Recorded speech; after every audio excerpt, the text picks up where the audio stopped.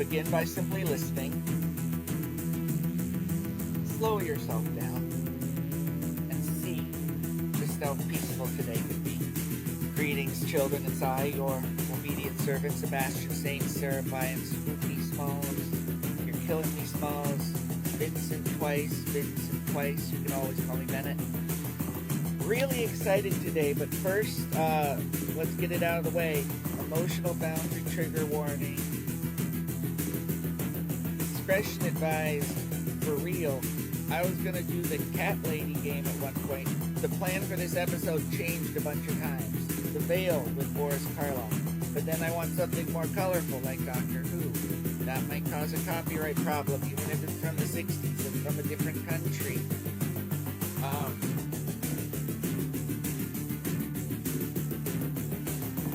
Anyway, cat lady would have needed an emotional balance. Festus, Walter Cat, you are my Walter. Festus, meow. Pretty little kitty, say meow. Go, hey. Or cuddle. What was I saying? Oh yeah. At one point, it's like, let's do Cat Lady and Zelda Dungeons of Infinity. Infinite, procedurally generated, built from the ground up in Game Maker, 4 years in the making by a fan. Grab it fast before Nintendo takes it down. They don't like those kind of things. But yeah, it's all in good fun. But we're going with the book Along Came a Spider, and read by that beautiful AI Hazel robot voice. And yeah. See, I could take longer to do the intro speech, but I don't say a lot more when I do. The speedy version is just fine. Just fine. Again, by simply listening, slow down so you just know people thank me. Thanks so much for swinging by. Wish us luck. Catch you guys on the flip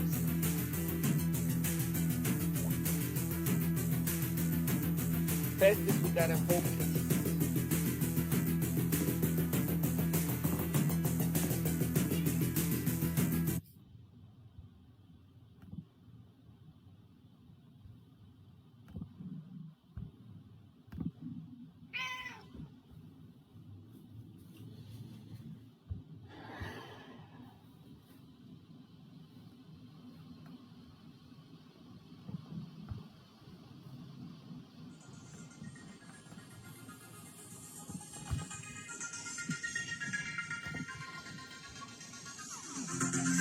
He had always wanted to be famous.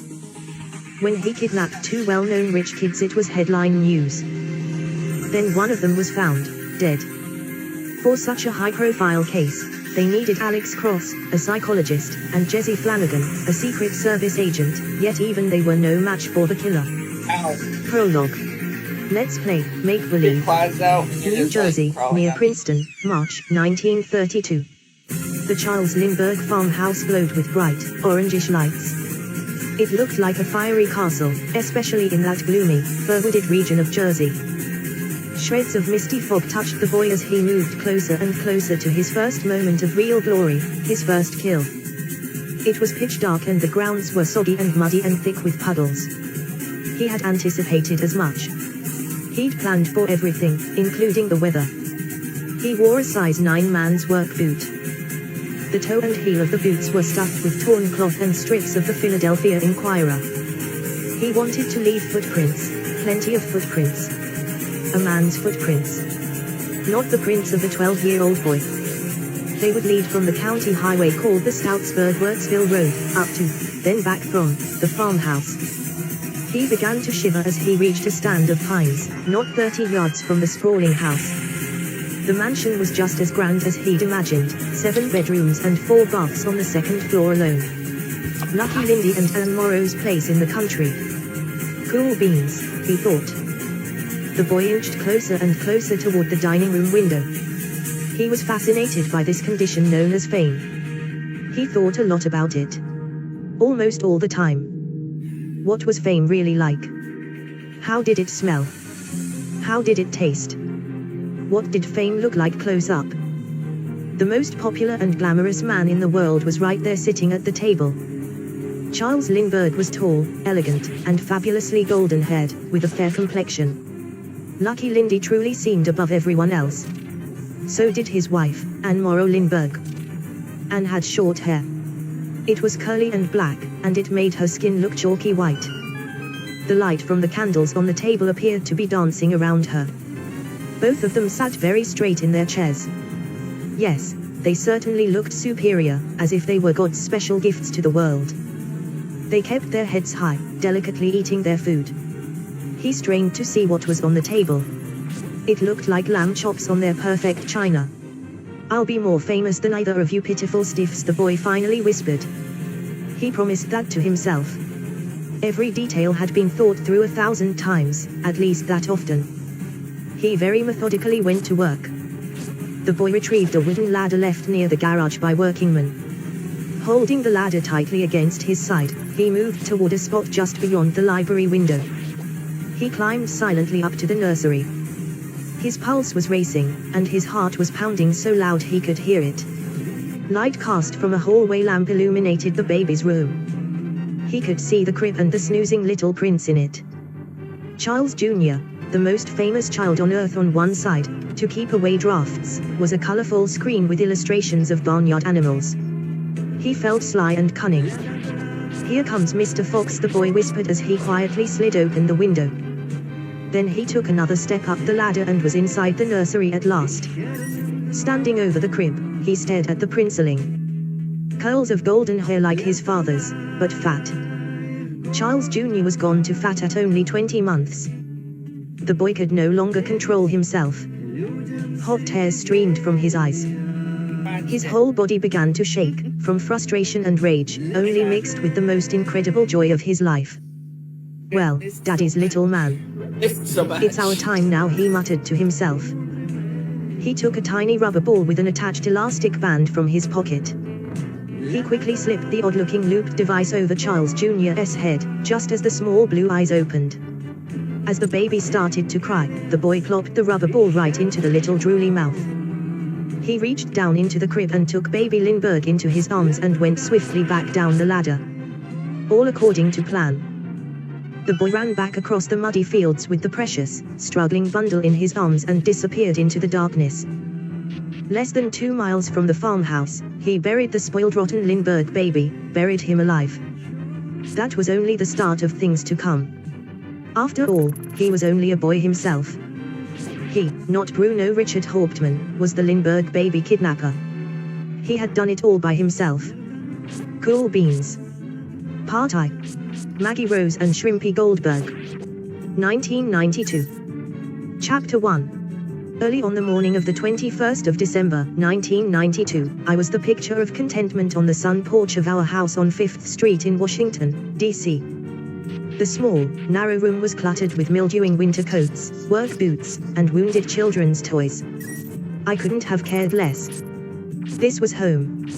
I was playing Gershwin on our slightly out-of-tune, formerly grand piano. It was just past 5 a.m., and cold as a meat locker on the porch. I was prepared to sacrifice a little for an American in Paris. The phone jangled in the kitchen. Maybe I'd won the DC, or Virginia, or Maryland lottery and they'd forgotten to call the night before. I play all 3 games of Misfortune regularly. "Nana. Can you get that?" I called from the porch. "It's for you.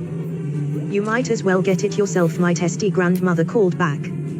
No sense me getting up, too. No sense means nonsense in my dictionary. That's not exactly what was said, but it went something like that. It always does. I hobbled into the kitchen, sidestepping more toys on morning stiff legs. I was 38 at the time. As the saying goes, if I'd known I was going to live that long, I would have taken better care of myself. The call turned out to be from my partner in crime, John Sampson. Sampson knew I'd be up. Sampson knows me better than my own kids. "Morning, brown sugar. You up, aren't you?" he said. No other ID was necessary. Sampson and I have been best friends since we were 9 years old and took up shoplifting at Park's Corner variety store near the projects. At the time, we had no idea that old Park would have shot us dead over a pilfered pack of Chesterfields. Nana Mama would have done even worse to us if she'd known about our crime spree. If I wasn't up, I am now, I said into the phone receiver. Tell me something good, there's been another murder. Looks like our boy again, Sampson said. They're waiting on us. Half the free world's there already, it's too early in the morning to see the meat wagon, I muttered. I could feel my stomach rolling. This wasn't the way I wanted the day to start. Shit. Fuck me, Nana Mama looked up from her steaming tea and runny eggs. She shot me one of her sanctimonious, lady of the house looks. She was already dressed for school, where she still does volunteer work at 79. Sampson continued to give me gory details about the day's first homicides. Watch your language, Alex, Nana said. Please watch your language, so long as you're planning to live in this house I'll be there in about 10 minutes, I told Sampson. I own this house, I said to Nana. She groaned as if she were hearing that terrible news for the first time. There's been another bad murder over in Langley Terrace. It looks like a thrill killer. I'm afraid that it is, I told her. That's too bad, Nana Mama said to me. Her soft brown eyes grabbed mine and held. Her white hair looked like one of the doilies she puts on all our living room chairs. That's such a bad part of what the politicians have let become a deplorable city. Sometimes I think we ought to move out of Washington, Alex. Sometimes I think the same thing, I said, but we'll probably tough it out. Yes, black people always do. We persevere. We always suffer in silence, not always in silence, I said to her. I had already decided to wear my old Harris tweed jacket. It was a murder day, and that meant I'd be seeing white people. Over the sport coat, I put on my Georgetown warm-up jacket. It goes better with the neighborhood. On the bureau, by the bed, was a picture of Maria Cross. 3 years before, my wife had been murdered in a drive-by shooting. That murder, like the majority of murders in Southeast, had never been solved. I kissed my grandmother on the way out the kitchen door.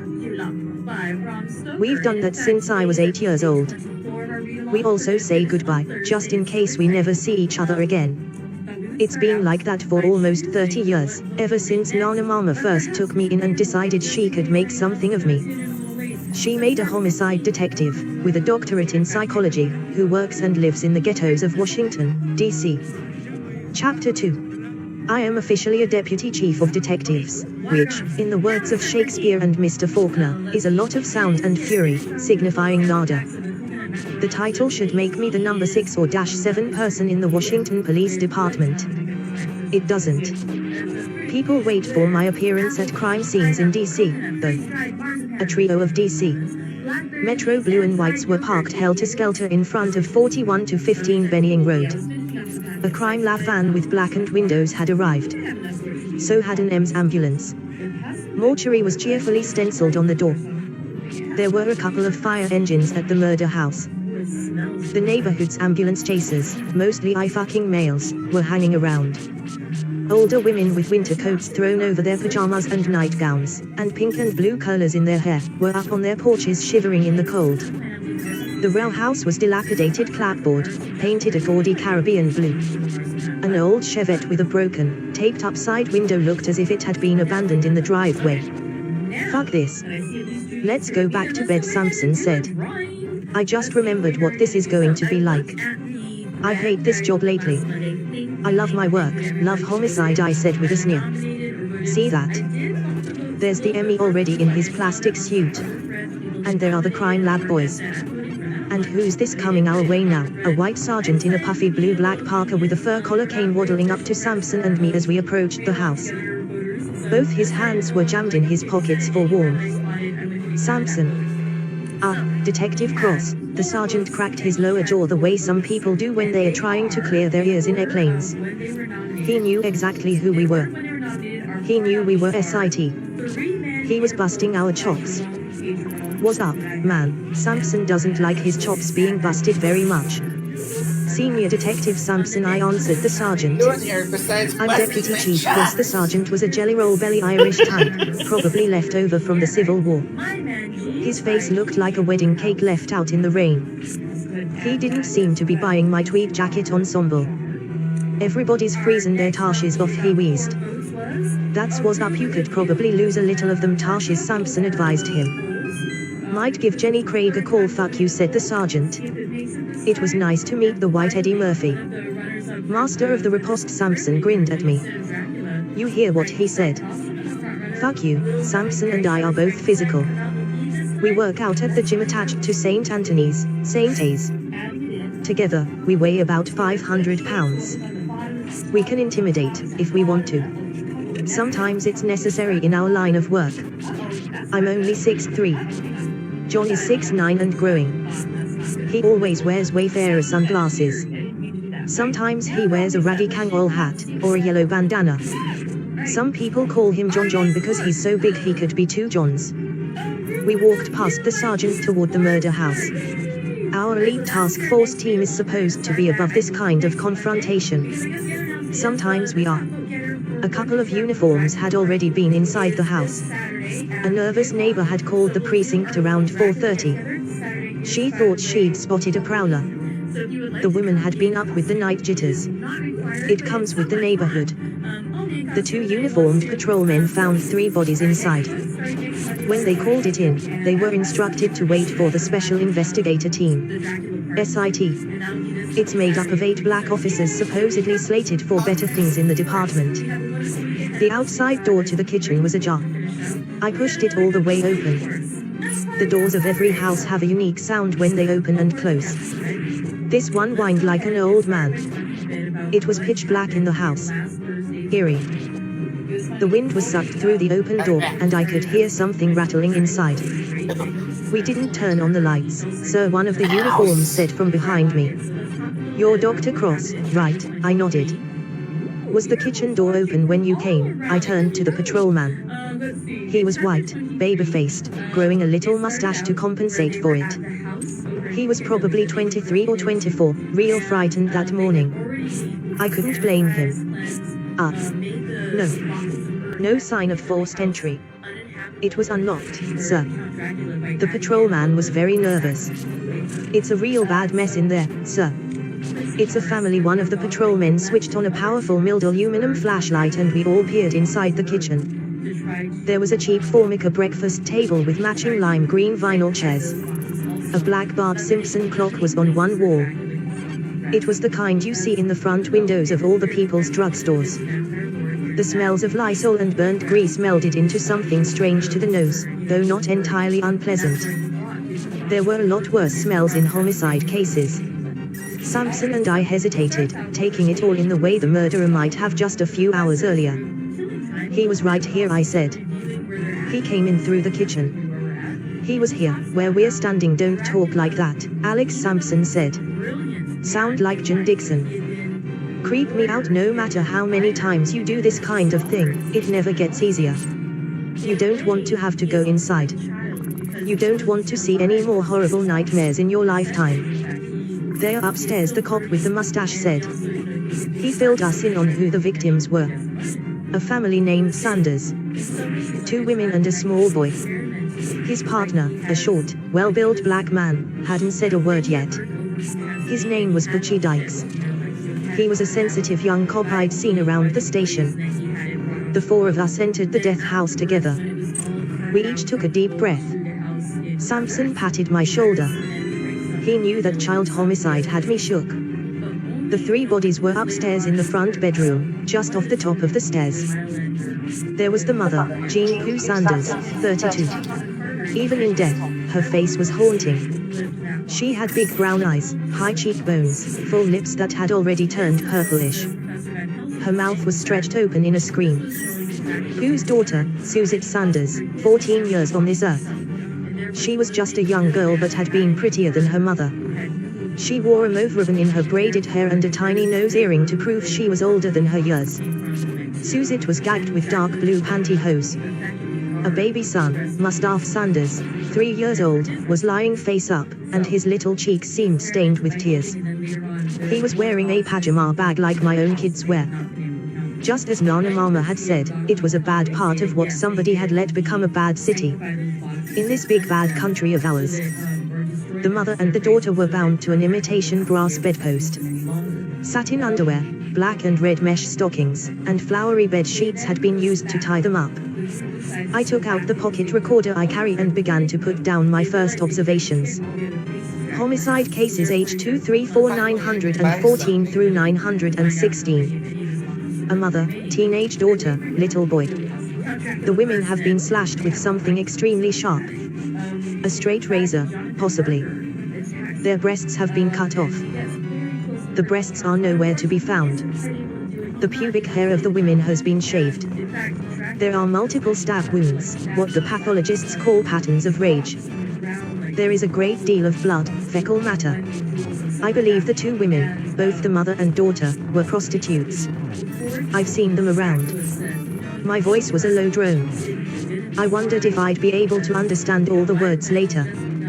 The little boy's body seems to have been casually tossed aside. Mustafa Sanders has on hand-me-down pajamas that are covered with Care Bears. He is a tiny, incidental pile in the room. I couldn't help grieving as I looked down at the little boy, his sad, lifeless eyes staring up at me. Everything was very noisy inside my head. My heart ached. Poor little Mustafa, whoever you were. I don't believe he wanted to kill the boy, I said to Samson. He or she or it. Samson shook his head. I vote for it. It's a thing, Alex. The same thing that did Condon Terrace earlier this week. Chapter 3. Since she had been 3 or 4 years old, Maggie Rose Dunn was always watched by people.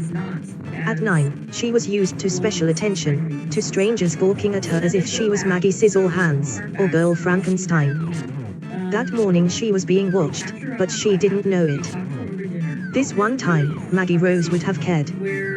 This one time, it mattered very much. Maggie Rose was at Washington Day School in Georgetown, where she was trying to blend in with the other 130 students. At that moment, they were all singing enthusiastically at assembly. Blending in wasn't easy for Maggie Rose, even though she desperately wanted to. She was the 9-year-old daughter of Catherine Rose, after all. Maggie couldn't walk past a mall video store without seeing a picture of her mother. Her mother's movies seemed to be on the tube about every other night. Her mom got nominated for Oscars more often than most actresses got mentioned in People magazine. Because of all that stuff, Maggie Rose tried to disappear into the woodwork a lot. That morning she had on a beat-up Fido Dido sweatshirt with strategic holes front and rear. She'd picked out grungy, wrinkled Guess jeans. She wore old pink Reebok sneakers, her trusty Dusties, and Fido socklets picked out from the bottom of her closet. She purposely hadn't washed her long blonde hair before school. Her mom's eyes had bugged when she'd spotted the get-up. She said, "Quadruple yuck," but she let Maggie go to school that way anyway. Her mom was cool. She really understood the tough deal Maggie had to live with. The kids in the crowded assembly, 1st through 6th grade classes, were singing Fast Car by Tracy Chapman. Before she played the folk forward/rock song on the auditorium's gleaming black Steinway, Miss Kaminsky had tried to explain the message of it for everybody. This moving song, by a young black woman from Massachusetts, is about being dirt poor in the richest country in the world. It's about being black in the 1990s. The petite, rail-thin music and visual arts teacher was always so intense. She felt it was a good teacher's duty not only to inform, but to persuade, to mold the important young minds at the prestigious day school. The kids liked Miss Kaminsky, so they tried to imagine the plight of the poor and disadvantaged. Since the tuition at Washington Day was $12,000, it took some imagination on their part. "You got a fast car," they sang along with Miss K and her piano. "And I got a plan to get us out of here." As Maggie sang Fast Car, she really tried to imagine what it would be like to be poor like that. She'd seen enough poor people sleeping in the cold on Washington streets. If she concentrated, she could visualize terrible scenes around Georgetown and DuPont Circle. Especially the men with dirty rags who washed your windshield at every stoplight. Her mother always gave them $1, sometimes more. Some of the beggars recognized her mom and went ape-man crazy. They smiled like their day had been made, and Catherine Rose always had something nice to say to them. "You got a fast car," Maggie Rose sang out. She felt like letting her voice really get up there. But is it fast enough so we can fly away? We gotta make a decision. We leave tonight or live and die this way. The song finished to loud applause and cheers from all the kids at assembly. Miss Kaminsky took a queer little bow at her piano. Heavy duty, Michael Goldberg muttered. Michael was standing right next to Maggie. He was her best friend in Washington, where she'd moved less than a year ago, coming from LA with her parents. Michael was being ironic, of course. As always. That was his East Coast way of dealing with people who weren't as smart as he was, which meant just about everybody in the free world. Michael Goldberg was a genuine brainiac, Maggie knew. He was a reader of everything and anything, a gonzo collector, a doer, always funny if liked you. He'd been a blue baby though, and he still wasn't big or very strong. That had gotten him the nickname Shrimpy, which kind of brought Michael down off his brainiac pedestal. Maggie and Michael rode to school together most mornings. That morning they'd come in a Royal Secret Service town car. Michael's father was the Secretary of the Treasury. As in the Secretary of the Treasury. Nobody was really just normal at Washington Day. Everybody was trying to blend in, one way or another. As the students filed out of morning assembly, each of them was asked who was picking them up after school. Security was tremendously important at Washington Day. Mr. Devine, Maggie started to tell the teacher monitor posted at the door from the auditorium. His name was Mr. Gestia and he taught languages, which included French, Russian, and Chinese, at the school. He was nicknamed Le Prick and Jolly Cholly Chakely. Michael Goldberg finished for her. Secret Service Detail 19. Lincoln Town Car. License number SC59. North Exit, Pelham Hall. They are assigned to MOI because the Colombian cartel has made death threats against my father. Au revoir, mon professor. It was noted in the school log for the 21st of December. M. Goldberg and Emma. Done. Secret Service pickup. North Exit, Pelham, at 3. Come on, Dweebo Dido. Michael Goldberg poked Maggie Rose sharply in her ribcage. I got a fast car. Aha, aha. And I got a plan to get us out of here. No wonder she liked him, Maggie thought. Who else would call her a dweebo? Who else but Shrimpy Goldberg? As they walked out of the assembly hall, the two friends were being watched. Neither of them noticed anything wrong, anything out of the ordinary. They weren't supposed to. That was the whole idea. It was the master plan. Chapter 4. At 9 o'clock that morning, Miss Vivian Kim decided to recreate Watergate in her Washington Day school classroom. She would never forget it. Vivian Kim was smart, pretty, and a stimulating American history teacher. Her class was one of the students' favorites. Twice a week Miss Kim acted out a history skit. Sometimes she let the children prepare one. They got to be really good at it, and she could honestly say her class was never boring. On this particular morning, Vivian Kim had chosen Watergate. In her third grade class were Maggie Rose Dunn and Michael Goldberg. The classroom was being watched. Vivian Kim alternately played General Haig, H.R. Haldeman, Henry Kissinger, G. Gordon Liddy, President Nixon, John and Martha Mitchell, and John and Maureen Dean. She was a good mimic and did an excellent job on Liddy, Nixon, General Haig, and especially the Mitchells and Mo Dean. During his annual State of the Union message, President Nixon spoke to the entire nation on television. Miss Kim told the children, "Many people feel that he lied to us. When a high government official lies, he commits a horrible crime. We've put our trust in that person, based on his solemn word, his integrity, his boo." A couple of kids in class participated in the lesson. Within reason, Vivian Kim encouraged this kind of involvement. "Boo is absolutely right," she said. "His, too." Anyway, at this moment in our history, Mr. Nixon stood before the nation, before people like you and me. Vivian Kim arranged herself as if she were at a speaking podium. She began to do her version of Richard Nixon for the class. Miss Kim made her face dark and gloomy. She shook her head from side to side. "I want you to know that I have no intention whatever of ever walking away from the job that the American people elected me to do for the people of the United States." Vivian Kim paused on the actual words from Nixon's infamous speech. It was like a held note in a bad but powerful opera. The classroom of 24 children was silent. For the moment, she had completely won their attention. It was a teacher's nirvana, however short-lived. Nice, Vivian Kim thought to herself. There was a brittle tap, tap, tap on the glass pane of the classroom door. The magical mood was broken. Boo. Hiss, Vivian Kim muttered. Yes. Who's there? Hello. Who is it? She called. The glass and polished mahogany door slowly opened. One of the kids hummed from the score of Nightmare on Elm Street. Mr. Synergy, hesitantly, almost shyly, stepped inside. Nearly every child's face in the classroom brightened instantly. Anybody home? Mr. Synergy piped in a thin squeaky voice. The children erupted with laughter. Oh. Look. Everybody's home, he said. Gary Synergy taught mathematics, and also computer science, which was even more popular than Vivian Kim's class. He was balding, with a droopy mustache, and English schoolboy glasses. He didn't look like a matinee idol, but he was one at the school. In addition to being an inspired teacher, Mr. Synergy was the Grand Master of Nintendo video games. His popularity, and the fact that he was a computer wizard, had earned him the nickname Mr. Chips. Mr. Synergy greeted a couple of the students by name as he quickly made his way to Miss Kim's desk. The two teachers then spoke privately at the front desk. Miss Kim had her back to the class. She was nodding a lot, not saying much. She seemed tiny standing next to Mr. Synergy, who was over 6 feet tall. Finally, Miss Kim turned to the children. Maggie Rose and Michael Goldberg. Could the two of you please come up front? Bring your things if you would. Maggie Rose and Michael exchanged puzzled glances. What was this all about? They gathered their belongings, and then headed to the front to find out. The other kids had begun whispering, even talking out loud in the classroom. Okay.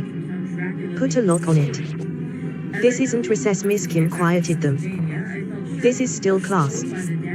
Please have some respect for the rules we've all agreed to live by here. When they got to the front of the classroom, Mr. Synergy crouched down to talk privately to Maggie and Michael. Shrimpy Goldberg was at least 4 inches shorter than Maggie Rose. There's a little problem, but it's nothing to worry about. Mr. Synergy was calm and very gentle with the children. Everything is basically fine. There's just a little glitch, that's all. Everything is okay, though I don't think so, Michael Goldberg said, shaking his head. What's this little so-called glitch all about? Maggie Rose didn't say anything yet. She was feeling afraid for some reason. Something had happened. Something was definitely wrong. She could feel it in the pit of her stomach. Her mom always told her she had too active an imagination, so she tried to look cool, act cool, be cool. We just received a phone call from the Secret Service, said Miss Kim. They've gotten a threat. It concerns both you and Maggie. It's probably a crank call. But we're going to hustle you both home as a precaution. Just a safety precaution. You guys know the drill. I'm sure you'll both be back before lunch, Mr. Synergy added in support, though he didn't sound too convincing. What kind of threat? Maggie Rose asked Mr. Synergy. Against Michael's father. Or does it have to do with my mom? Mr. Synergy patted Maggie's arm. Time and again, the teachers at the private school were amazed at how grown up most of these kids were. Oh, the usual kind we get now and then. Big talk, no action. Just some jerk looking for attention, I'm sure. Some creep. Mr. Synergy made an exaggerated face. He showed just the right amount of concern, but he made the kids feel secure. Then why do we have to go all the way home to Potomac, for crying out loud? Michael Goldberg grimaced and gesticulated like a miniature courtroom lawyer. In many ways he was a cartoon version of his famous father, the secretary. Just to be on the safe side. Okay. Enough said. I'm not going to have a debate with you, Michael. Are we ready to travel? Mr. Synergy was nice, but firm. Not really. Michael continued to frown and shake his head. No way, Jose Canseco. Seriously, Mr. Synergy. This isn't fair. It isn't right. Why can't the Secret Service come here and stay till school's over? That's not the way they want to do it, Mr. Synergy said. I don't make up the rules. I guess we're ready, said Maggie. Come on, Michael. Stop arguing. This is a done deal, it's a done deal. Miss Kim offered a helpful smile. I'll send over your homework assignments. Both Maggie Rose and Michael started to laugh. Thank you, Miss Kim, they said in unison. Leave it to Miss Kim to have a good joke to fit the situation. The halls outside the classroom were nearly empty, and very quiet. A porter, a black man named Emmett Everett, was the only person who saw the trio as they left the school building. Leaning on his broom, Mr. Everett watched Mr. Synergy and the two children walk the length of the long hallway. He was the last person to see them all together. Once outside, they hurried across the school's cobblestoned parking lot, which was framed by elegant birch trees and shrubbery. Michael's shoes made clicking noises against the stones. Dork shoes. Maggie Rose leaned into him and made a joke. Look like dork shoes, act like dork shoes, sound like dork shoes. Michael had no argument. What could he say? His mother and father still bought his clothes at freaking Brooks Brothers. What am I supposed to be wearing, Miss Gloria Vanderbilt? Pink sneakers, he offered lamely. Sure, pink sneakers, Maggie beamed. Or lime green air outs. But not shoes for a funeral. Shrimpster. Mr. Synergy led the children to a late model blue van parked under elm and oak trees that went the length of the administration building and school gym. Non-synchronous bouncing basketballs echoed from inside the gym. The two of you can jump right in back here. Upsy daisy. There we go, he said. The teacher helped boost them up and into the back of the van. His eyeglasses kept slipping down his nose. Finally, he just took them off. You're driving us home, Michael asked. I know it's no Mercedes stretch, but it'll have to do, Sir Michael. I'm just following the instructions we got on the phone. I spoke to a Mr. Chakely Jolly Cholly. Michael used his nickname for the Secret Service agent. Mr. Synergy climbed inside the blue van himself. He pulled the sliding door shut with a bang. Just be a sec. Make a little room for you guys here. He rummaged through cardboard boxes stacked toward the front of the van. The van was a mess. It was the antithesis of the orderly, almost compartmentalized, math teacher's style in school. Sit anywhere, kids, he kept talking while he looked for something. When he turned again, Gary Synergy was wearing a scary, rubbery-looking black mask. He held some kind of metal implement in front of his chest. It looked like a miniature fire extinguisher, only it was more sci-fi than that. Mr. Synergy, Maggie Rose asked, her voice rising in pitch. Mr. Synergy, she threw her hands in front of her face. You're frightening us. Stop kidding around. Synergy was pointing the small metal nozzle right at Maggie Rose and Michael. He took a fast step toward them. He planted both of his rubber-soled black brogans firmly. What's that thing? Michael said, not even sure why he said it. Hey, I give up. Take a whiff, boy genius.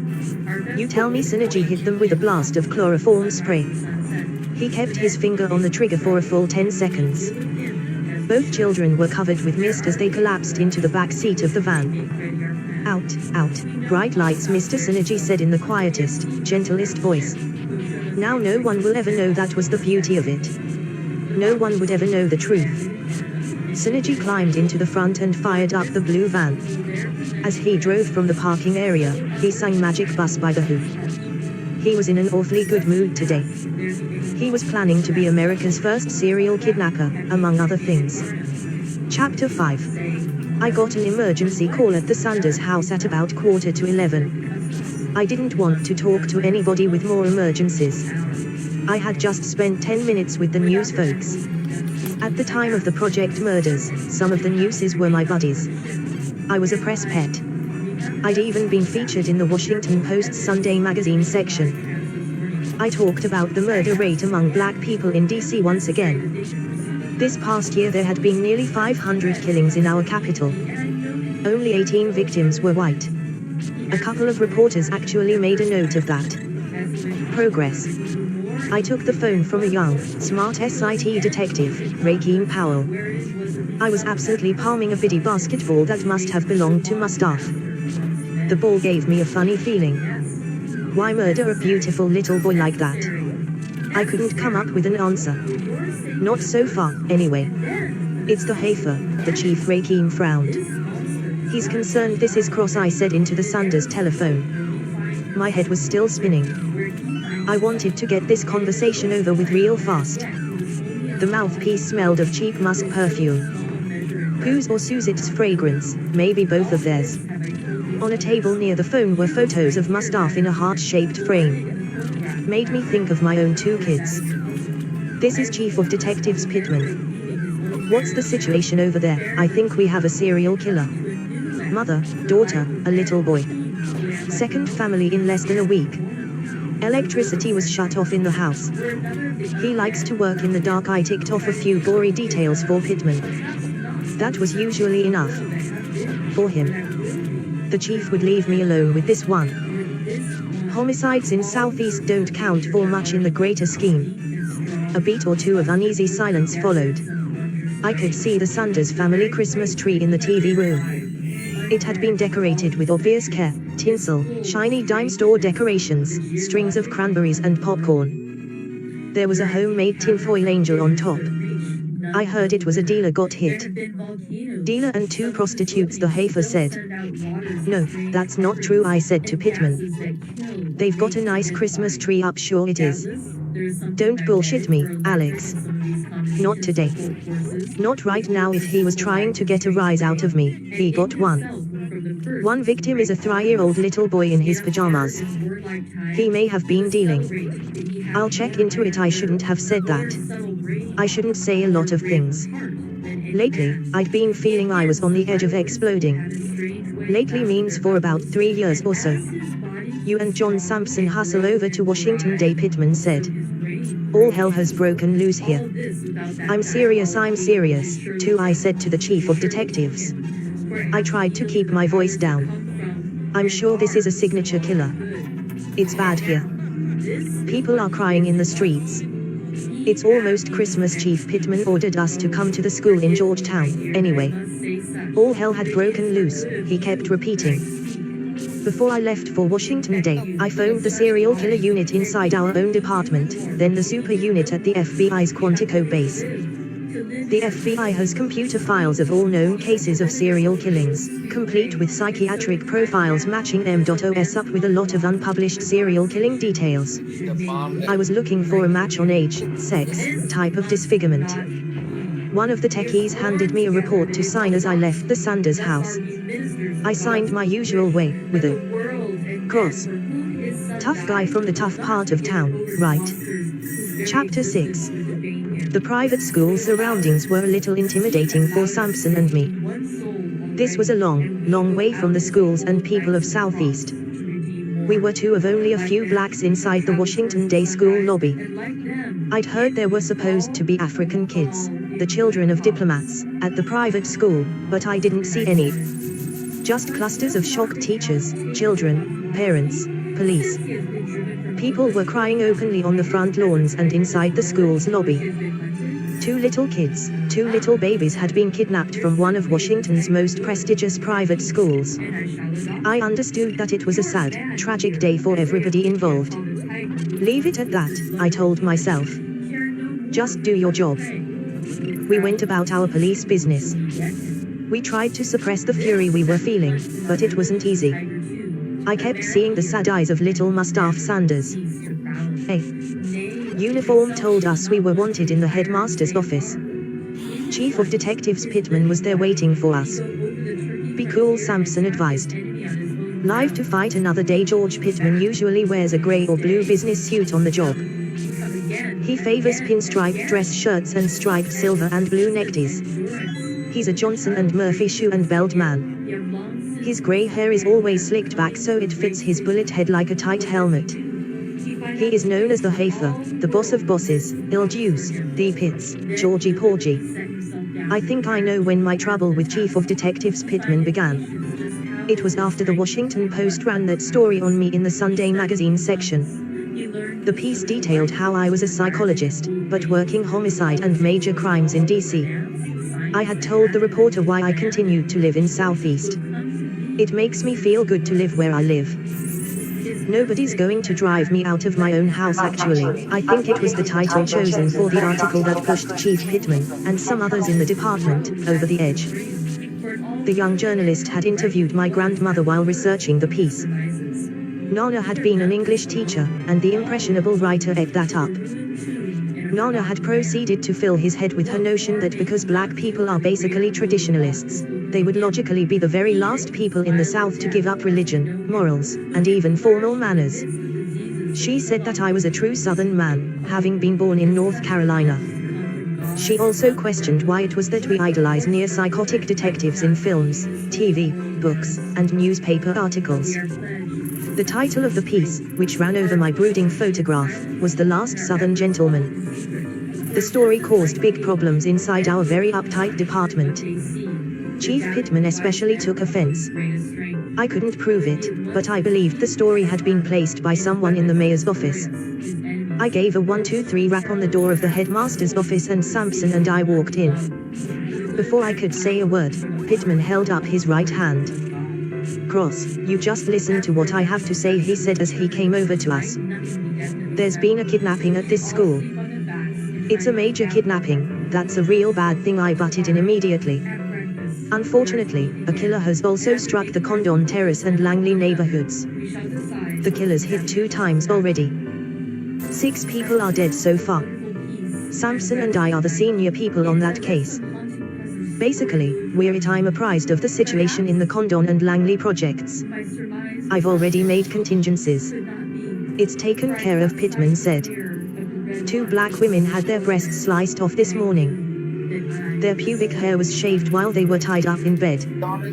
"Were you apprised of that?" I asked him. "A 3-year-old boy was murdered, in his pajamas," I was shouting again. I glanced at Sampson and saw him shaking his head. A group of teachers in the office looked our way. 2 young black women had their breasts sliced off, I repeated for their benefit. "Someone's wandering around DC this morning with breasts in his pocket," Chief Pittman gestured toward the headmaster's inner office. "He wanted the 2 of us inside the room." I shook my head. I wanted to have witnesses when I was around him. "I know what you're thinking, Cross." He lowered his voice and spoke very close to my face. The odor of stale cigarettes billowed out at me. "You think I'm out to get you, but I'm not. I know you're a good cop. I know your heart's usually in the right place. No, you don't know what I'm thinking. Here's what I'm thinking. 6 black people are dead already. A crazed, homicidal killer is out there. He's in heat. He's sharpening his eye teeth. Now 2 white kids have been kidnapped, and that's a horrible thing. Horrible. But I'm already on a fucking case." Pittman suddenly chapped his index finger at me. His face was very red. "I decide what cases you're on. I decide. You're experienced as a hostage negotiator. You're a psychologist. We have other people to send into Langley and Condon. Besides, Mayor Monroe has specifically asked for you, so that was it." Now I understood everything. Our mayor had intervened. It was all about me. "What about Sampson?" "At least leave him on the project murders," I said to the chief of detectives. "You got any complaints, take them up with the mayor. You're both working on this kidnapping. That's all I have to say to you at this time." Pittman turned his back on us and walked away. We were on the Dunn Goldberg kidnapping case, like it or not. We didn't like it. "Maybe we should just go back to the Sanders house," I said to Sampson. "Nobody miss us here," he agreed. Chapter 7. A gleaming, black BMW K1 motorcycle squeezed between the low fieldstone gates of the Washington Day School. The driver was I.D.D., then the bike sped down a long narrow road toward a grey cluster of school buildings. It was 11 o'clock. The BMW K1 streaked to 60 in the few seconds it took to get to the administration building. The motorcycle then braked easily and smoothly, barely throwing gravel. The rider slid it in behind a pearl gray Mercedes stretch limousine with diplomats plates DP101. Still seated on the bike, Jessie Flanagan pulled off a black helmet to reveal longish blonde hair. She looked to be in her late 20s. Actually, she'd turned 32 that summer. Life was threatening to pass her right by. She was a relic now, ancient history, she believed. She had come straight to the school from her lake cottage, not to mention her first vacation in 29 months. That latter fact helped to explain her style of dress that morning. The leather bike jacket, the faded black jeans with leg warmers, thick leather belt, the red-and black checkered lumberman's shirt, and the worn engineering boots. 2 DC policemen rushed up on either side of her. "It's okay, officers," she said, "here's my ID." After eyeing the identification, they backed away quickly and became solicitous. "You can go right in," one of them said. "There's a side door just around those high hedges, Miss Flanagan." Jessie Flanagan managed a friendly smile for the 2 harried-looking policemen. "I don't exactly look the part today, I know. I was on my vacation. I raced the bike. I raced it here." Jessie Flanagan took the shortcut across a pristine lawn that was lightly coated with frost. She disappeared inside the school's administration building. Neither of the DC policemen took his eyes off her until she was gone. Her blonde hair blew like streamers in the stiff winter wind. She was definitely stunning to look at, even in dirty jeans and work boots. And she had a very powerful job. They both knew that from her ID. She was a player. As she made her way through the front lobby, someone grabbed at her. Someone caught a piece of Jessie Flanagan, which was typical of her life in DC. Victor Schmidt had hooked onto her arm. Once upon a time, and this was difficult for Jessie to imagine now, Victor had been her partner. Her first, in fact. Now he was assigned to one of the students at the day school. Victor was short and balding. A stylish GQ sort of dresser. Confident for no particularly good reason. He'd always struck her as misplaced in the Secret Service, maybe better suited for lower rungs of the diplomatic corps. "Jessie, how's it going?" he half whispered, half spoke. He never seemed to go all the way on anything, she remembered. That had always bugged her. Jessie Flanagan blew up. Later, she realized she had really been on edge when Schmidt stopped her. Not that she needed an excuse for the flare-up. Not that morning. Not under the circumstances. "Vic, do you know that 2 children have been taken from this school, maybe kidnapped?" she snapped. "One is the Secretary of the Treasury's son. The other is Catherine Rose's little girl. The actress Catherine Rose Dunn. How do you think I'm doing? I'm a little sick to my stomach. I'm angry. I'm also petrified. I just meant hello." "Hello, Jessie. I know what the hell has happened here," but Jessie Flanagan had already walked away, at least partly to keep from saying anything else to Victor. She did feel nervous. And ill. And mostly, wired as hell. She wasn't so much looking for familiar faces in the crowded school lobby, as the right faces. There were 2 of them now. Charlie Chakely and Mike Devine. Her agents. The 2 men she had assigned to young Michael Goldberg, and also Maggie Rose Dunn, since they traveled back and forth to school together. How could this happen? Her voice was loud. She didn't care that the talk nearby had stopped and people were staring. A black hole was cut into the noise and chaos of the school lobby. Then she lowered her voice to a whisper as she questioned the agents about what had happened so far. She listened quietly as she let them explain. Apparently, she didn't like what they had to say. "Get the hell out of here," she exploded a second time. "Get out right now. Out of my sight." "There was nothing we could have done," Charlie Chakely tried to protest. "What could we have done?" "Jesus Christ." Then he and Devine skulked away. Those who knew Jessie Flanagan might have understood her emotional reaction. 2 children were missing. It had happened on her watch. She was an immediate supervisor of the Secret Service agents who guarded just about everyone other than the president, key cabinet members and their families, about a half-dozen senators, including Ted Kennedy. She reported to the Secretary of the Treasury himself. She had worked unbelievably hard to get all that trust and responsibility, and she was responsible. 100-hour weeks, no vacation year after year, no life to speak of. She could hear the upcoming scuttlebutt before it happened. 2 of her agents had royally screwed up. There would be an investigation, an old-fashioned witch hunt. Jessie Flanagan was on the hot seat. Since she was the first woman ever to hold her job, the fall, if it came, would be steep and painful, and very public. She finally spotted the one person she'd been looking for in the crowd, and hoping not to find. Secretary of the Treasury Gerald Goldberg had already arrived at his son's school. Standing with the secretary were Mayor Carl Monroe, an FBI special agent she knew named Roger Graham, and two black men she didn't recognize right off. Both of the blacks were tall, one of them extremely so, huge. Jesse Flanagan took a deep breath and walked quickly over to Secretary Goldberg and the others. "I'm very sorry, Gerald," she said in a whisper as she arrived. "I'm sure the children will be found." A teacher was all Gerald Goldberg could manage. He shook his head of close-cropped white curls. His eyes were wet and shiny. A teacher of children, little babies. How could this happen? He was clearly heartbroken. The secretary looked 10 years older than his actual age, which was 49. His face was as white as the school's stucco walls. Before coming to Washington, Gerald Goldberg had been at Salomon Brothers on Wall Street. He'd made 20 or 30 million in the prosperous, thoroughly crazy 1980s. He was bright, world-wise, and tested on his wisdom. He was as pragmatic as they came. On this day, though, he was just the father of a kidnapped little boy, and he looked extremely fragile. Chapter 8. I was talking to Roger Graham from the FBI when the Secret Service supervisor, Jesse Flanagan, joined our group. She said what she could to comfort Secretary Goldberg. Then the talk quickly turned back to the apparent kidnapping, and the next steps to be taken. "Are we 100% sure it was this math teacher who took the children?" Graham asked the group. He and I had worked closely together before.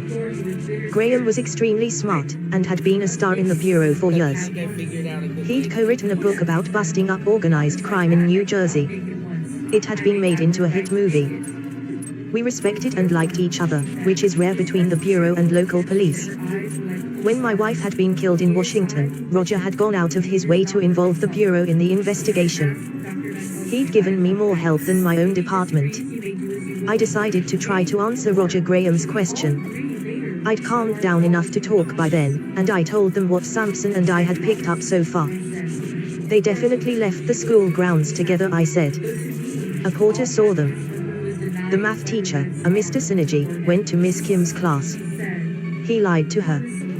Said there was a telephone threat and that he was supposed to take the kids to the headmaster's office to be driven home. Said the Secret Service hadn't specified whether the threat involved the boy or girl.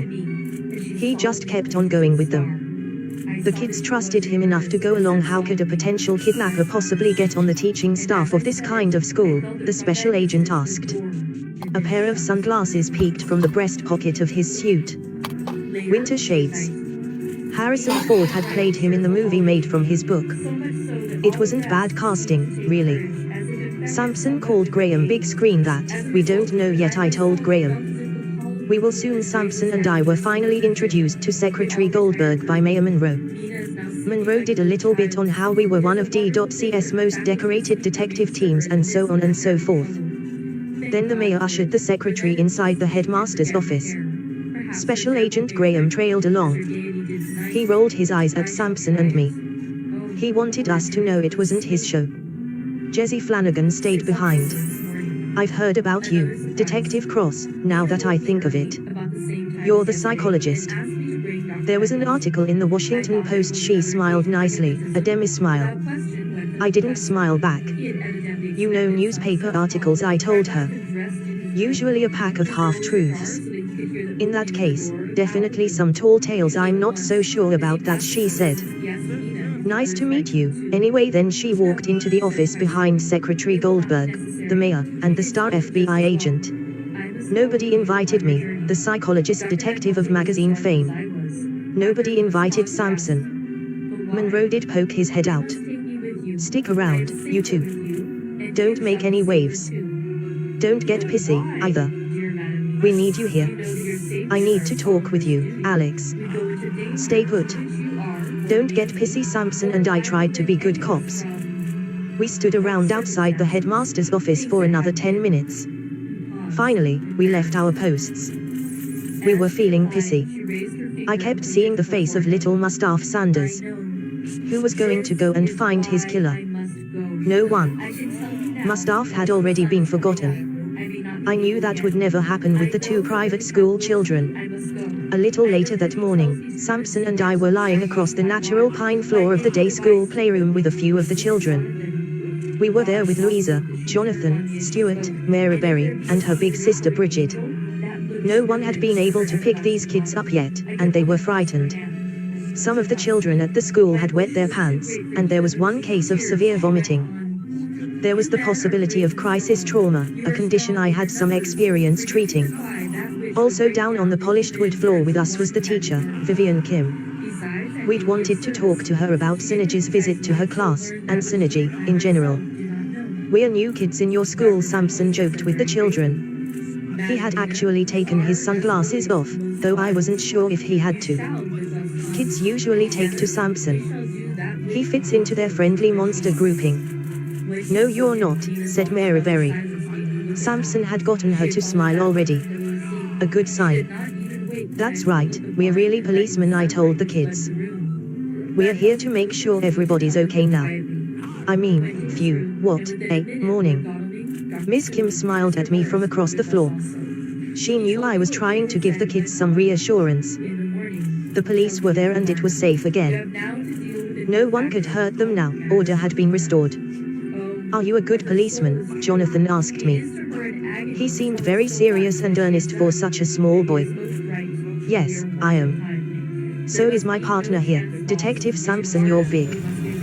"You're awfully big," said Louisa. Big as my house, so we can protect everybody better," Sampson said to the little girl. Sampson had caught on fast. "Do you have any kids?" Bridget asked me. She'd carefully observed us both before speaking. She was wonderfully bright-eyed, and I liked her already. "I have 2 children," I said. "A boy and a girl, and what are their names?" asked Bridget. She had neatly reversed our roles. "Yanel and Damon," I told her. "Yanel's 4 and Damon's 6. What's your wife's name?" asked Stuart. "I don't have a wife," I told him. My, Mr. Rogers," Sampson said under his breath. "Are you divorced?" Mary Berry asked me. "Is that the deal?" Miss Kim laughed out loud. What a question to ask our nice friend, Mary. "Are they going to hurt Maggie Rose and Michael Goldberg?" Jonathan the serious wanted to know. It was a good, fair question. It deserved an answer. "I hope they won't, Jonathan. I will tell you one thing. Nobody will hurt you.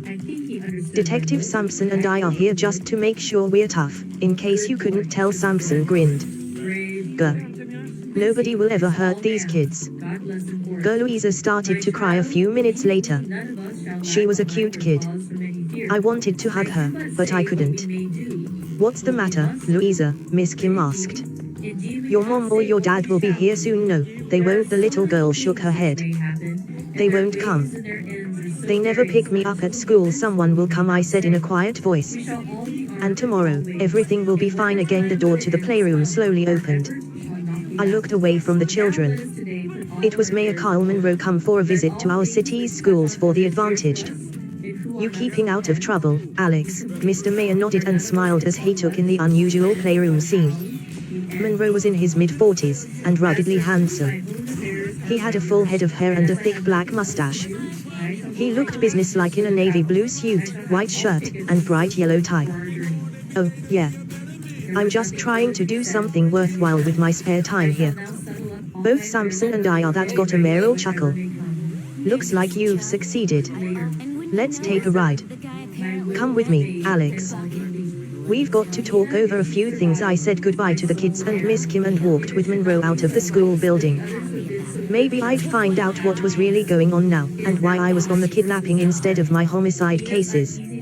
And if I had any choice in the matter. "You come in your own car, Alex?" Monroe asked as we jogged down the school's front steps. "Mine and HFC Finances," I said. "We'll take your car. How's the SIT group working out for you?" "Finally, we left our concept strong," he said as we continued toward the parking area. "Take your car." He had apparently already sent his own driver and car ahead. "Finally, we left a man of the people," he said as we continued toward the parking area. "What exactly is the concept for SIT?" "Already sent his own driver and car ahead." I've been pondering my current job situation, especially reporting into George for SIT. Carl Monroe smiled broadly. "I've been pondering my current very serious team, especially he's actually very smart. Carl always appears to be caring and benevolent, and maybe he is. He can even listen when he needs to." The main idea is to make sure that the strongest black men and women in the Metro Police Force rise to the top, as they should.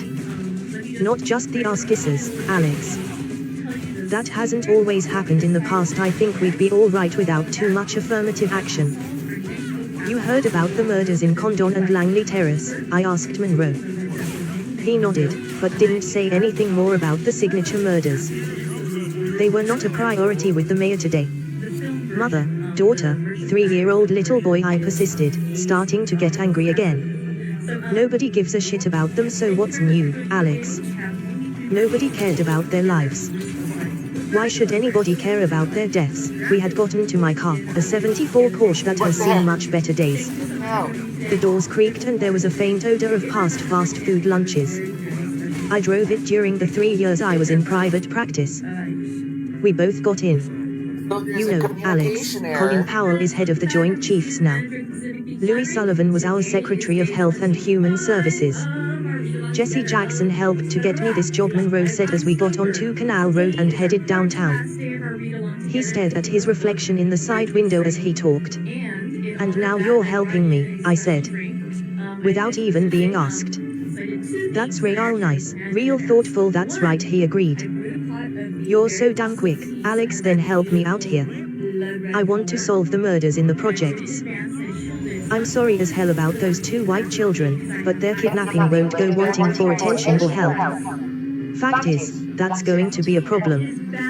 Too much goddamned help, of course it is. We both know that. Monroe nodded agreement. Those dumb bastards will be tripping all over one another. Listen to me, Alex. Will you just listen? When Kyle Monroe wants something from you, he'll talk you into submission if he has to. I have seen this before and now he started up with me again. As the legend of Alex Cross has it, you're broke now. I'm doing fine, I said. Roof over our heads. Food on the table. You stayed in Southeast, when you could easily have gotten out, he continued with this broken record I'd heard before. You still working over at St. A's? Yeah. Soup Brigade. Some free therapy sessions. The Black Samaritan, you know, I saw you in a play once at St. A's. You can act, too. You have real presence. Athel Fugard's The Blood Knot. I remembered the time. Maria had lured me into her theater group. The play is powerful. It can make anybody look all right. You follow what I'm saying? You listening to me at all? You want to marry me? I laughed out loud at Monroe. You want to go out on a date with me first, though? Something like that, Monroe roared back. You're doing it just the right way, Carl. I like to be sweet-talked before I get fucked. Monroe laughed some more, a little harder than he should have. He could be buddies with you, then stare right through you the next time you met. Some people called him coconut around the department. I was one of them. Brown on the outside, white inside. I had the feeling that he was actually a lonely man. I still wondered exactly what he wanted from me. Monroe was quiet for a moment. He spoke again as we turned onto the Whitehurst freeway. Traffic was heavy, and slushy streets didn't help. This is a tragic situation we are facing. This kidnapping is also important for us. Whoever solves it will be important. I want you to help solve it, to be a player. I want you to establish a reputation with this case. I don't want a reputation, I said flat out to Monroe. Don't want to be a fucking player, I know you don't. And that's one of the reasons you should be. I'll tell you something that is the truth. You're smarter than us, and you are going to be a big deal in this city. Stop being such a stubborn bastard about it. Going to be a big deal. Let the walls come down now. I don't agree. Stop being such a... Not if I can help it. Not if I can get in the way of it. Your idea of being a success isn't mine. Well, I know what's right here. For both of us, he said. This time Kyle Monroe didn't smile one bit. You keep me up to date on the progress of this case. You and I are in this one together, Alex. This is a career-making case. I nodded at Monroe. Sure thing, I thought. Whose career, Carl? I had stopped in front of the district building with all its fancy trimmings. Monroe slid out of his seat. He looked down at me from outside the car. This case is going to be enormously important, Alex. It's yours. No, thanks, I said. But Monroe was already gone. Chapter 9. At 25 minutes past 10, well within the range he'd set during his dry runs from Washington, Gary Synergy turned his van onto an unmarked drive. The side road was badly potholed and densely overgrown with weeds. A blackberry bramble was on either shoulder. Less than 50 yards in from the main highway, he couldn't see anything but the dirt road and a mess of overhanging bushes. No one could see his van from the highway. The van bumped along past a ramshackle, faded white farmhouse. The building looked as if it were shrinking, collapsing right back into its foundation. No more than 40 yards past the house was what remained of an equally run-down storage barn. Synergy drove the van inside. He'd done it, he'd pulled it off. A black 1985 Saab was parked in the barn. Unlike the rest of the deserted farm, the barn had a lived-in feel. It had a dirt floor. Cheesecloth was taped over 3 broken windows in the hayloft. There were no rusting tractors or other farm machinery. The barn had the smell of damp earth and gasoline. Gary Synergy pulled 2 Cokes from a cooler on the passenger seat. He polished off both sodas, letting out a satisfied belch after downing the second cold one. "Either of you guys want a Coke?" he called out to the drugged, comatose children. "No." "Okay then, but you're going to be real thirsty soon." There were no sure things in life, he was thinking, but he couldn't imagine how any policeman could get him now. Was it foolish and dangerous to be this confident? He wondered. Not really, because he was also being realistic. There was no way to trace him now. There wasn't a single clue for them to follow. He had been planning to kidnap somebody famous since forever. Who that someone was had changed, and changed again, but never the clear, main objective in his mind. He'd been working at Washington Day School for months. This moment, right now, proved it had been worth every sucky minute. Mr. Chips, he thought of his nickname at the school. Mr. Chips. What a lovely, lovely bit of play acting he'd done. Real Academy Award stuff. As good as anything he'd seen since Robert De Niro in The King of Comedy. And that performance was a classic. De Niro himself had to be a psychopath in real life. Gary Synergy finally pulled open the van's sliding door. Back to work his fingers to the bone. One body at a time, he hauled the children out into the barn. First came Maggie Rose Dunn. Then little boy Goldberg. He laid the unconscious boy and girl beside each other on the dirt floor. He undressed each child, leaving them in their underwear. He carefully prepared doses of secobarbital sodium. Just your friendly local pharmacist hard at work. The dose was somewhere between a sleeping pill and a hospital anesthetic. It would last for about 12 hours.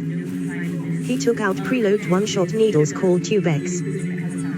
This was a closed injection system that came prepackaged, complete with dose and needle. He set out 2 tourniquets. He had to be very careful. The exact dosage could be tricky with small children. Next, he pulled the black Saab forward about 2 yards. This move exposed a 5x4 foot plot in the floor of the barn. He'd dug the hole during several previous visits to the deserted farm. Inside the open cavity was a homemade wooden compartment, a kind of shelter. It had its own oxygen tank supply. Everything but a color TV for watching reruns. He placed the Goldberg boy inside the wooden compartment first. Michael Goldberg weighed next to nothing in his arms, which was exactly what he felt about him. Nothing. Then came the little princess, the little pride and joy, Maggie Rose Dunn. All the way from La La Land originally. He slid the Tubex needles into each child's arm. He was extra careful to give each dose slowly, over a 3-minute period. The doses were measured by weight, 25 milligrams per kilogram of body weight. He checked the breathing of each child. Sleep tight, my multi-million-dollar babies. Gary Synergy shut the trapdoor with a bang.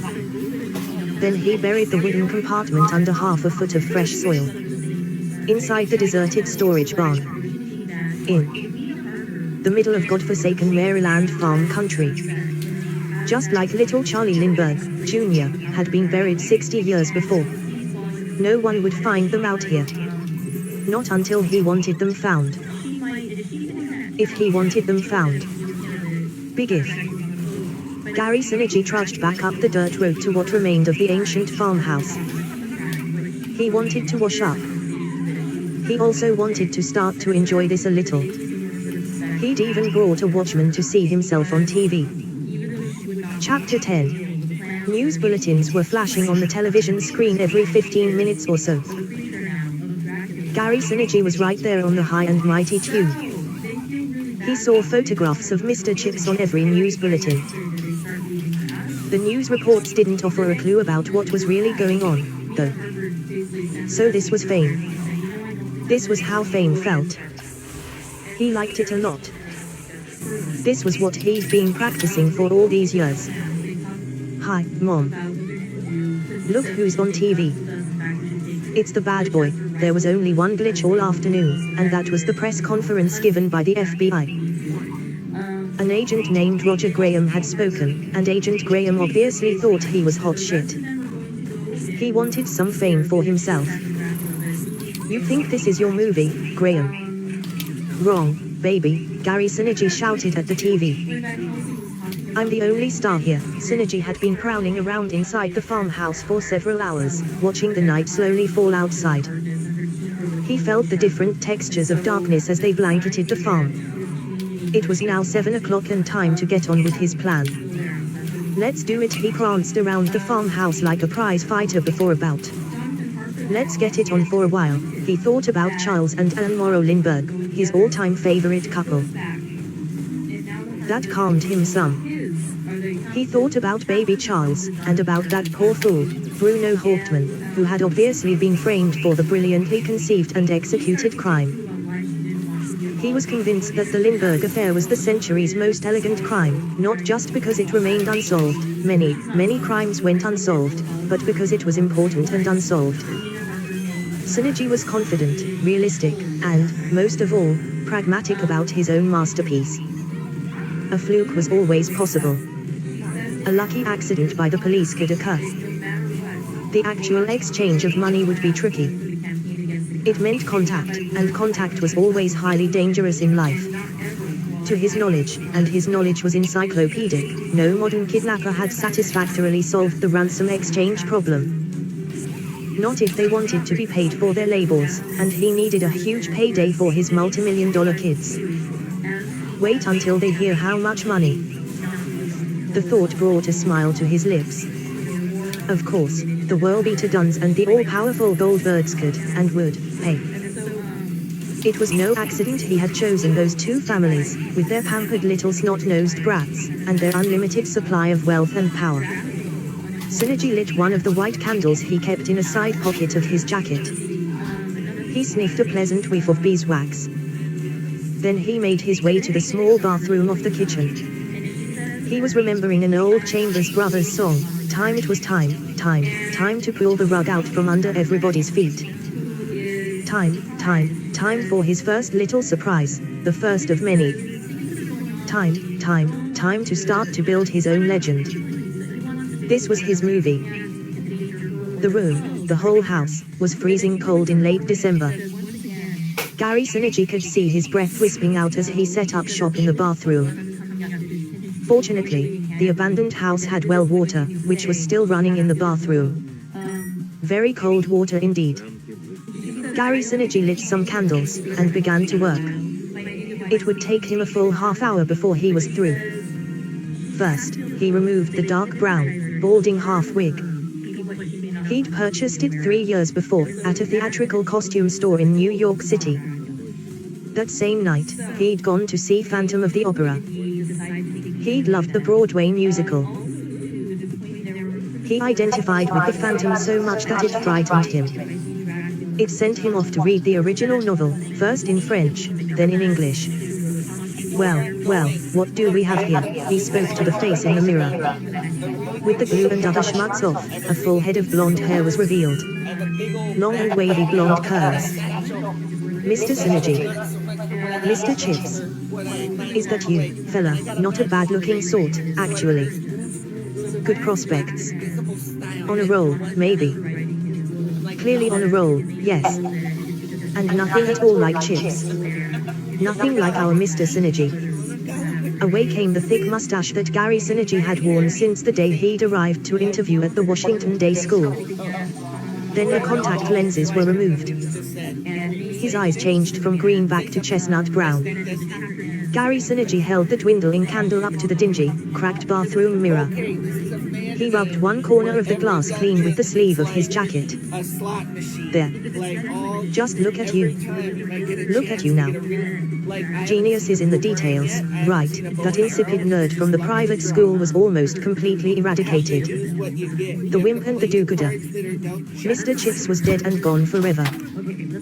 What a wondrous farce it had been. What a daring plan of action, and how well executed. A shame no one would ever know what had really happened. But whom could he tell? Gary Synergy left the farmhouse around 11:30 p.m., right on his schedule. He walked to a detached garage that was north of the house. In a special place in the garage, very special, he hid $5,000 from his savings, his secret cash, money he'd stolen over the years. That was part of the plan, too. Long-range thinking. Then he headed down to the barn, and his car. Once he was inside the barn, he checked on the kids again. So far, so great. No complaints from the kiddies. The Saab started right up. He drove out to the main road, using only the dimmers. When he finally reached the highway, he flicked on the headlights. He still had work to do tonight. Masterpiece Theater continued. Cool beans. Chapter 11. FBI Special Agent Roger Graham lived in Manassas Park, midway between Washington and the FBI Academy in Quantico. Graham was tall and physically impressive, with short, sandy brown hair. He'd worked on several major kidnappings, but nothing quite as disturbing as this current nightmare. At a little past 1 that morning, Graham finally got home. Home was a sprawling colonial, on an average street in Manassas Park. 6 bedrooms, 3 baths, a big yard that covered nearly 2 acres. Unfortunately, this had not been a normal day. Graham was drained and beaten up and bone-tired. He often wondered why he didn't just settle down and write another book. Take early retirement from the bureau. Get to know his 3 children before they fled from the house. The street in Manassas Park was deserted. Porch lights glowed down the line of the road, and they were a comforting, friendly sight. Lights appeared in the rearview mirror of Graham's Ford Bronco.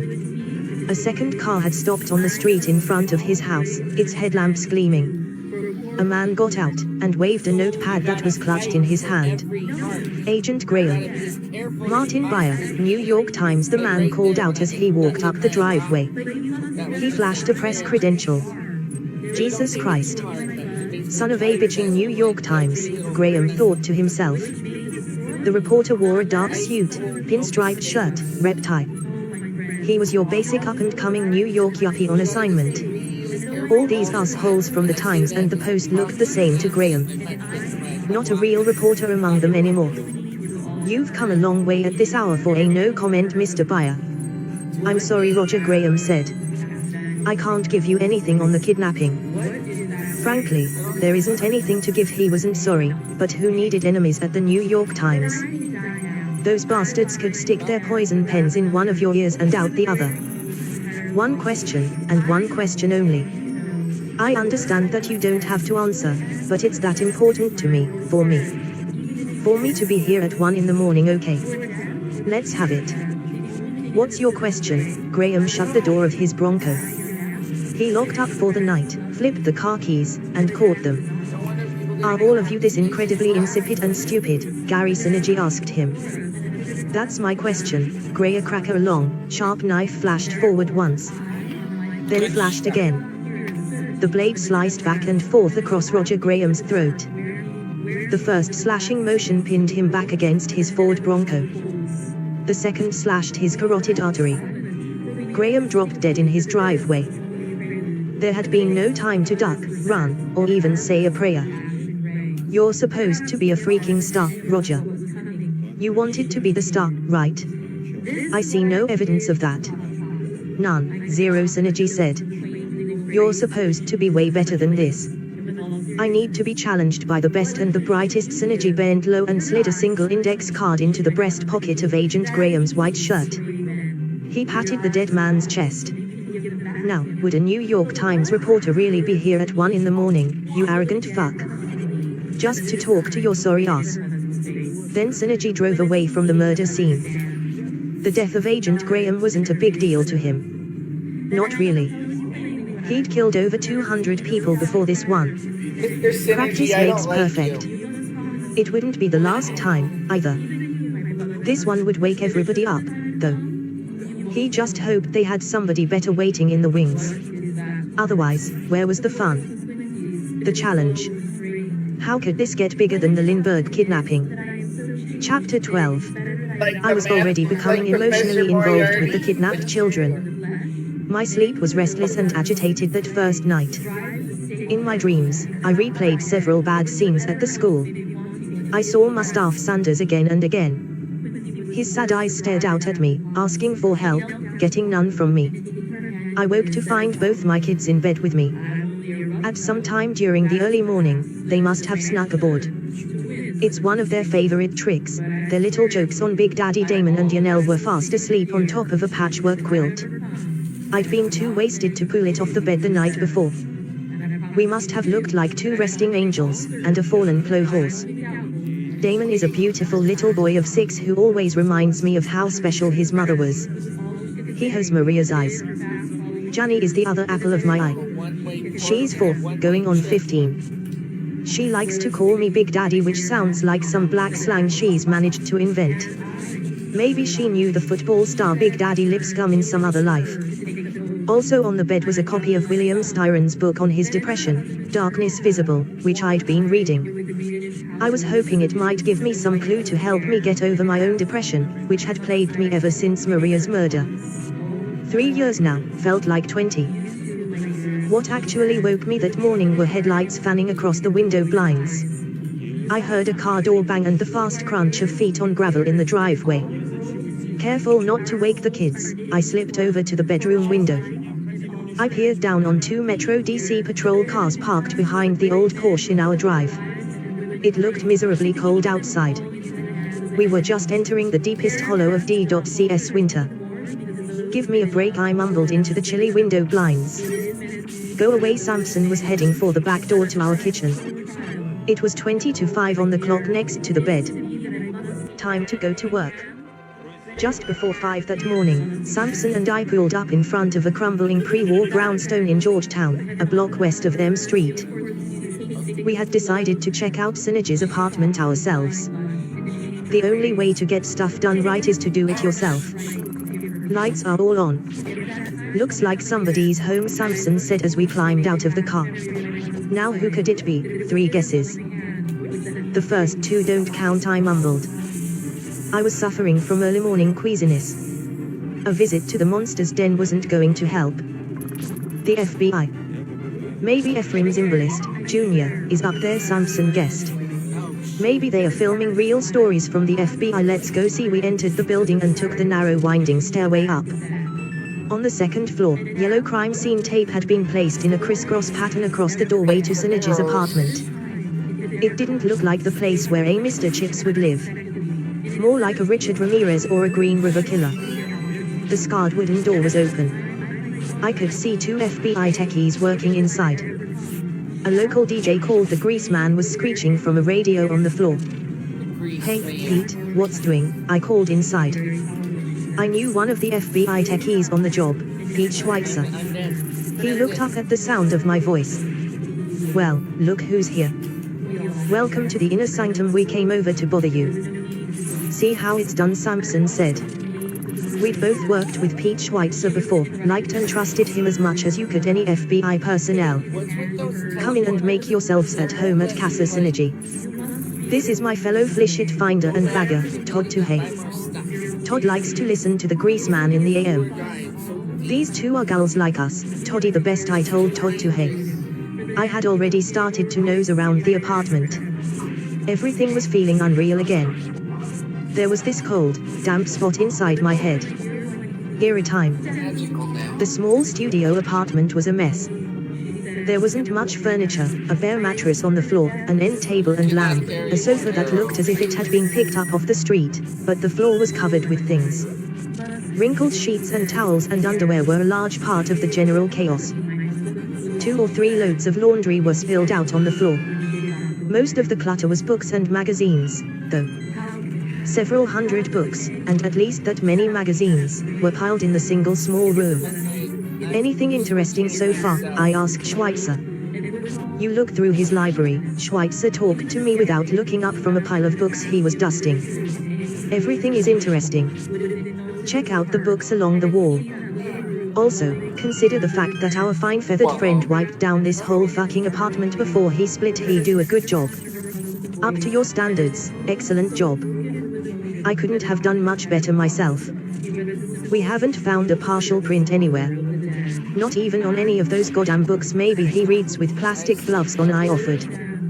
I think he might. I shit you not.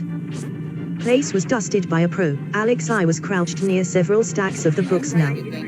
I read the titles on several of the spines. Most of it was non-fiction from the last 5 years or so.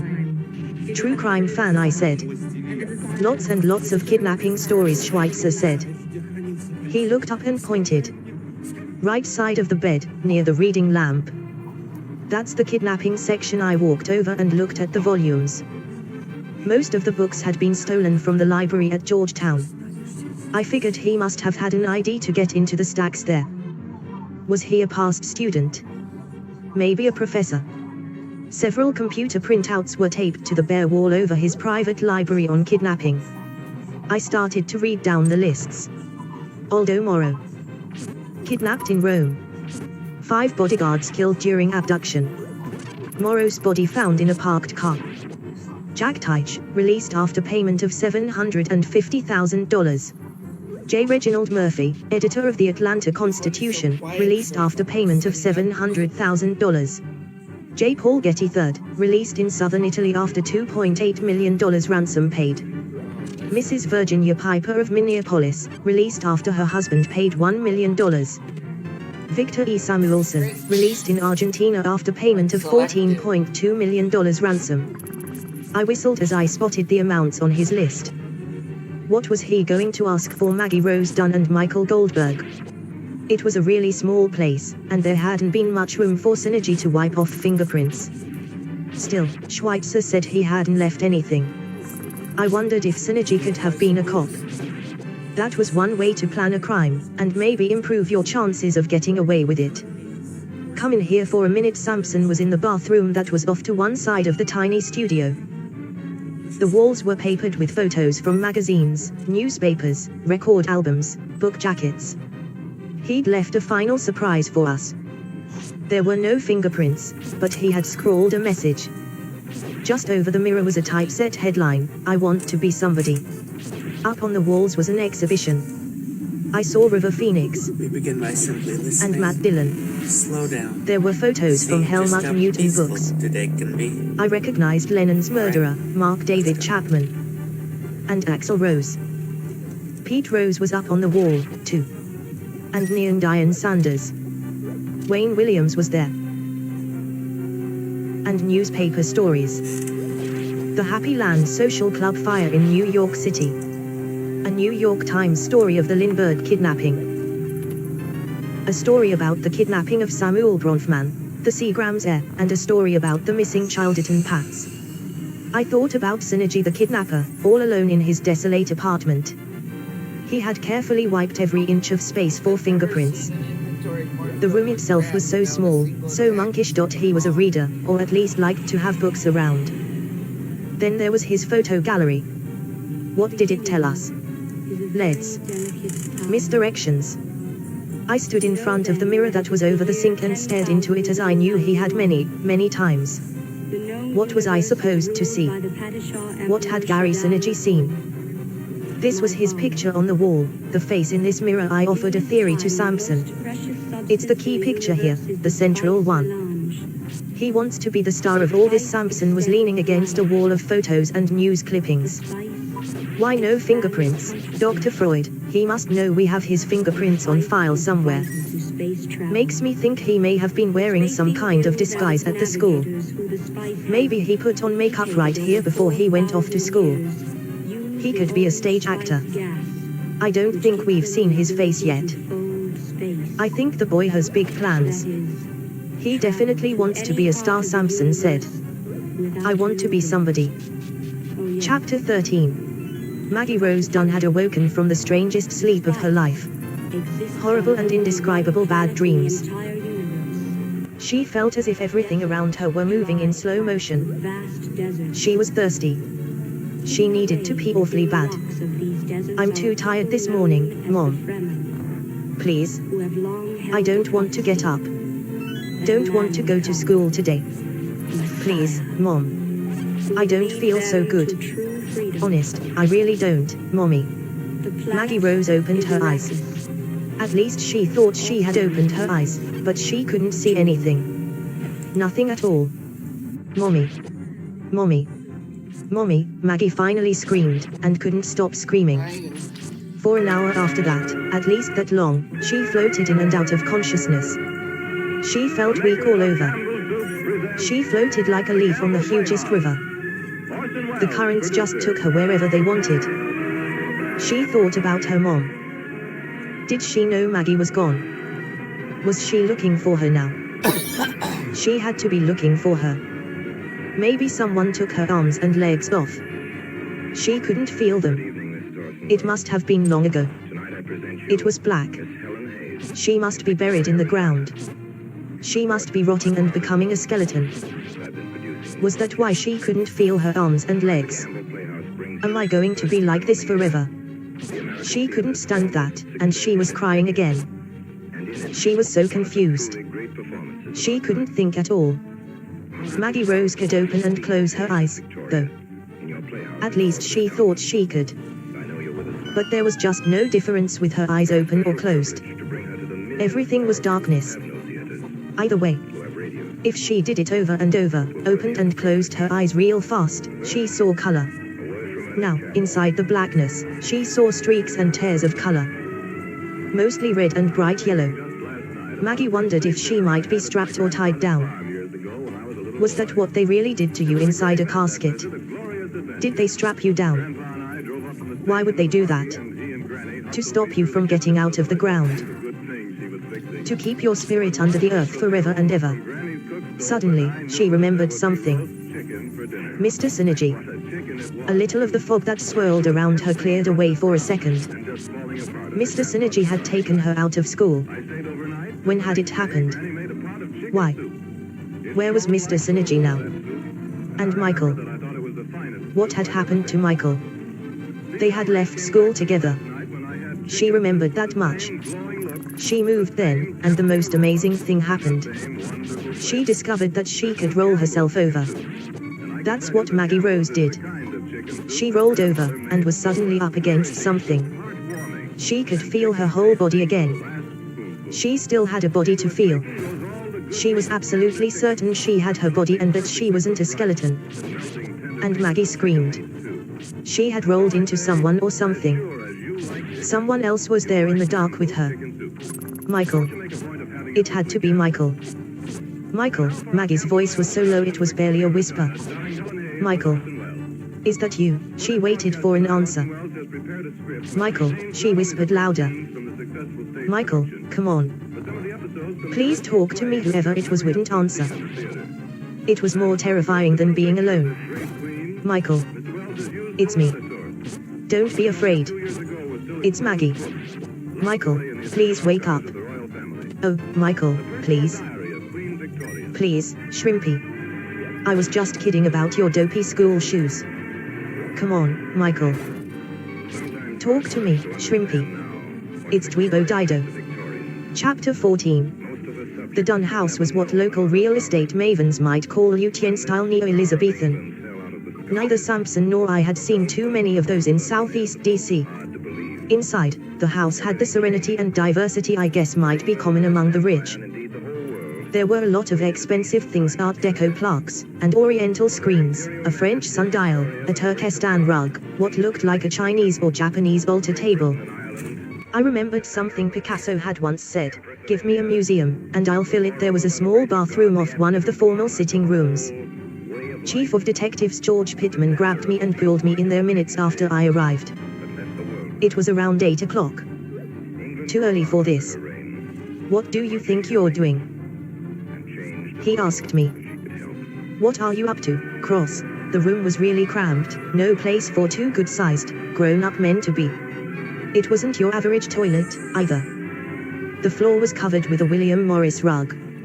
A designer chair sat in one corner. I thought I would get some coffee. Then I was going to sit in on the morning briefing, I said to Pittman. I wanted to get out of that bathroom so bad. "Don't fuck around with me," he started to raise his voice. "Do not fuck with me, oh, don't do that," I wanted to say to him. "Don't make a big, awful scene in here." I thought about putting his head underwater in the toilet bowl, just to keep him quiet. "Lower your voice, or I'm leaving," I said. I try to act in a reasonable and considerate manner most of the time. It's one of my character flaws. Don't tell me to lower my voice. Who the fuck told you to go home last night? You and Samson. Who told you to go to the Synergy apartment this morning? Is that what this is all about? Is that why we're in here together now? I asked. You bet it is. I'm running this investigation. That means if you want to tie your shoe, you talk to me first, I grinned. I couldn't help it. Where'd you get that line? Did Lou Gossett say that in An Officer and a Gentleman? You think this is a lot of fun and games, Cross? No, I don't. I don't think it's any fun. Now you keep the fuck out of my face, or you won't have one, I warned him. I walked out of the bathroom. Chief of Detectives Pittman didn't follow me. Yes, I can be provoked. No, that little turd shouldn't fuck with me. At a little past 8, the hostage rescue team was finally gathered together in a large, exquisitely decorated sitting room. Right away I sensed something was wrong. Something was up for sure. Jessie Flanagan from the Secret Service had taken the floor. I remembered her from the morning before at the day school. She stood in front of a working fireplace. The mantel was strung with holly boughs, tiny white lights, and Christmas cards.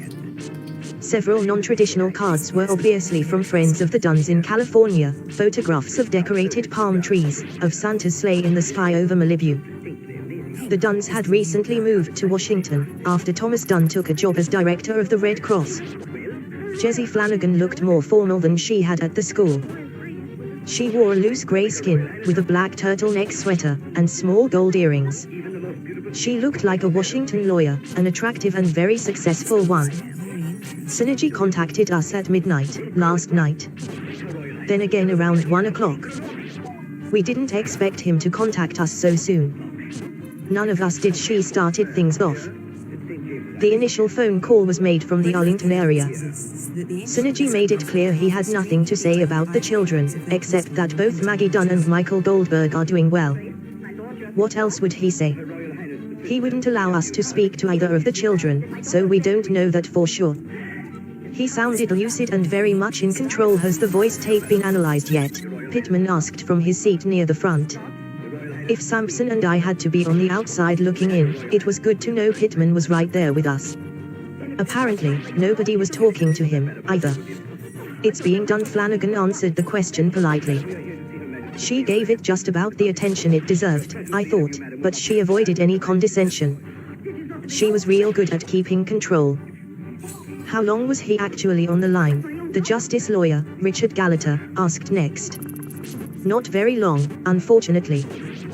34 seconds to be exact, Flanagan answered him with the same efficient courtesy. Cool, but pleasant enough. Smart. I studied her. She was obviously comfortable being up in front of people. I'd heard that she'd gotten credit for some strong moves at service in the past few years, which meant that she took a lot of credit. He was long gone when we got to the payphone in Arlington. We couldn't get that lucky so soon, she said. She offered the hint of a smile, and I noticed that several of the men in the room smiled back at her. Why do you think he made the call? The US Marshal asked from the back of the room. He was balding and paunchy, and smoking a pipe. Flanagan sighed. Please, let me go on. Unfortunately, there's more to it than the phone call. Synergy murdered FBI agent Roger Graham last night. It happened right outside Graham's house in Virginia. In the driveway, it's difficult to shake up an experienced group like the one gathered at the Duns. The news of Roger Graham's murder did it. I know that it buckled my knees. Roger and I had shared some tight spaces together over the past few years. Whenever I worked with him, I'd always known my back would be covered. Not that I needed another reason to want to get Gary Synergy, but he'd given me a good one. I wondered if Synergy had known that, and what it meant if he did. As a psychologist, the murder filled me with a sense of dread. It told me that Synergy was organized, confident enough to play with us, and willing to kill. It did not bode well for Maggie Rose Dunn and Michael Goldberg. He left a very explicit message for us, Flanagan went on. The message was typed on an index card, or what looked like a little library card. The message was for all of us. It said, Roger Gray, a cracker, thought he was a big deal. Well, he obviously wasn't. If you work on this case, you're in grave danger. The message was signed. He calls himself the son of Lindbergh. Chapter 15. The press coverage of the kidnapping case got down and very dirty right away. A front-page headline in tone of the morning papers said, Secret Service bodyguards out for coffee. The press hadn't gotten the news about FBI agent Roger Graham yet. We were trying to sit on it. The news gossip that morning was about how Secret Service agents Charles Chakely and Michael Devine had left their posts at the private school. Actually, they had gone out for breakfast during classes. It was pretty standard for this kind of duty. The coffee break, however, would be expensive. It would probably cost Chakely and Devine their jobs, possibly their careers. On another front, Pittman wasn't making much use of Sampson and me so far. This went on for 2 days. Left on our own, Sampson and I concentrated on the thin trail left by Gary Synergy. I followed up at area stores where someone might buy makeup and special effects. Sampson went to the Georgetown Library, but no one there had seen Synergy. They weren't even aware of the book thefts from their stacks. Synergy had successfully disappeared. More disturbing, he seemed to have never existed before taking the job at Washington Day School. Not surprisingly, he had falsified his employment records and faked several recommendations. He'd completed each step as expertly as any of us had seen in fraud or bunco cases. He'd left no trail. Synergy had been brazen and supremely confident about getting his job at the school. A supposed previous employer, fictitious, had contacted Washington Day School and highly recommended Synergy, who was moving into the Washington area. More recommendations came via faxes from the University of Pennsylvania, both the undergraduate and graduate school programs. After 2 impressive interviews, the school wanted the personable and eager teacher so badly, and had been led to believe they were in competition with other DC private schools, they had simply hired him. And we never regretted hiring him, until now. Of course, the assistant headmaster admitted to me. He was even better than advertised. If he wasn't really a math teacher before he came here, I'd be totally amazed. That would make him a superb actor indeed. Late afternoon on the 3rd day, I got an assignment from Don Manning, one of Pittman's lieutenants. I was asked to size up and do an evaluation of Catherine Rose Dunn and her husband. I had tried to get some time with the Dunns on my own, but had been denied. I met with Catherine and Thomas Dunn in the backyard of their house. A 10-foot-high grey stone wall effectively kept out the outside world. So did a row of huge linden trees. Actually, the backyard consisted of several gardens separated by stone walls and a wandering stream. The gardens had their own plantsman, a young couple from Potomac who apparently made a very nice living tending gardens around town. The plantsman definitely made more money than I did. Catherine Rose had thrown an old camel's hair steamer over jeans and a V-necked sweater. She could probably get away with wearing anything she wanted, I thought as we all walked outside. I'd read somewhere, recently, that Catherine Rose was still considered among the most beautiful women in the world. She had made only a handful of movies since she'd had Maggie Rose, but she'd lost none of her beauty, not so far as I could see. Not even in her time of terrible anxiety. Her husband, Thomas Dunn, had been a prominent entertainment lawyer in Los Angeles when they met. He'd been involved with Greenpeace and Save the Earth out there. The family had moved to Washington after he became director of the American Red Cross. Have you been involved with other kidnappings, Detective? Thomas Dunn wanted to know. He was trying to figure out where I fit in. Was I important? Could I help their little girl in any way? He was a little rude, but I guess I couldn't blame him under the circumstances.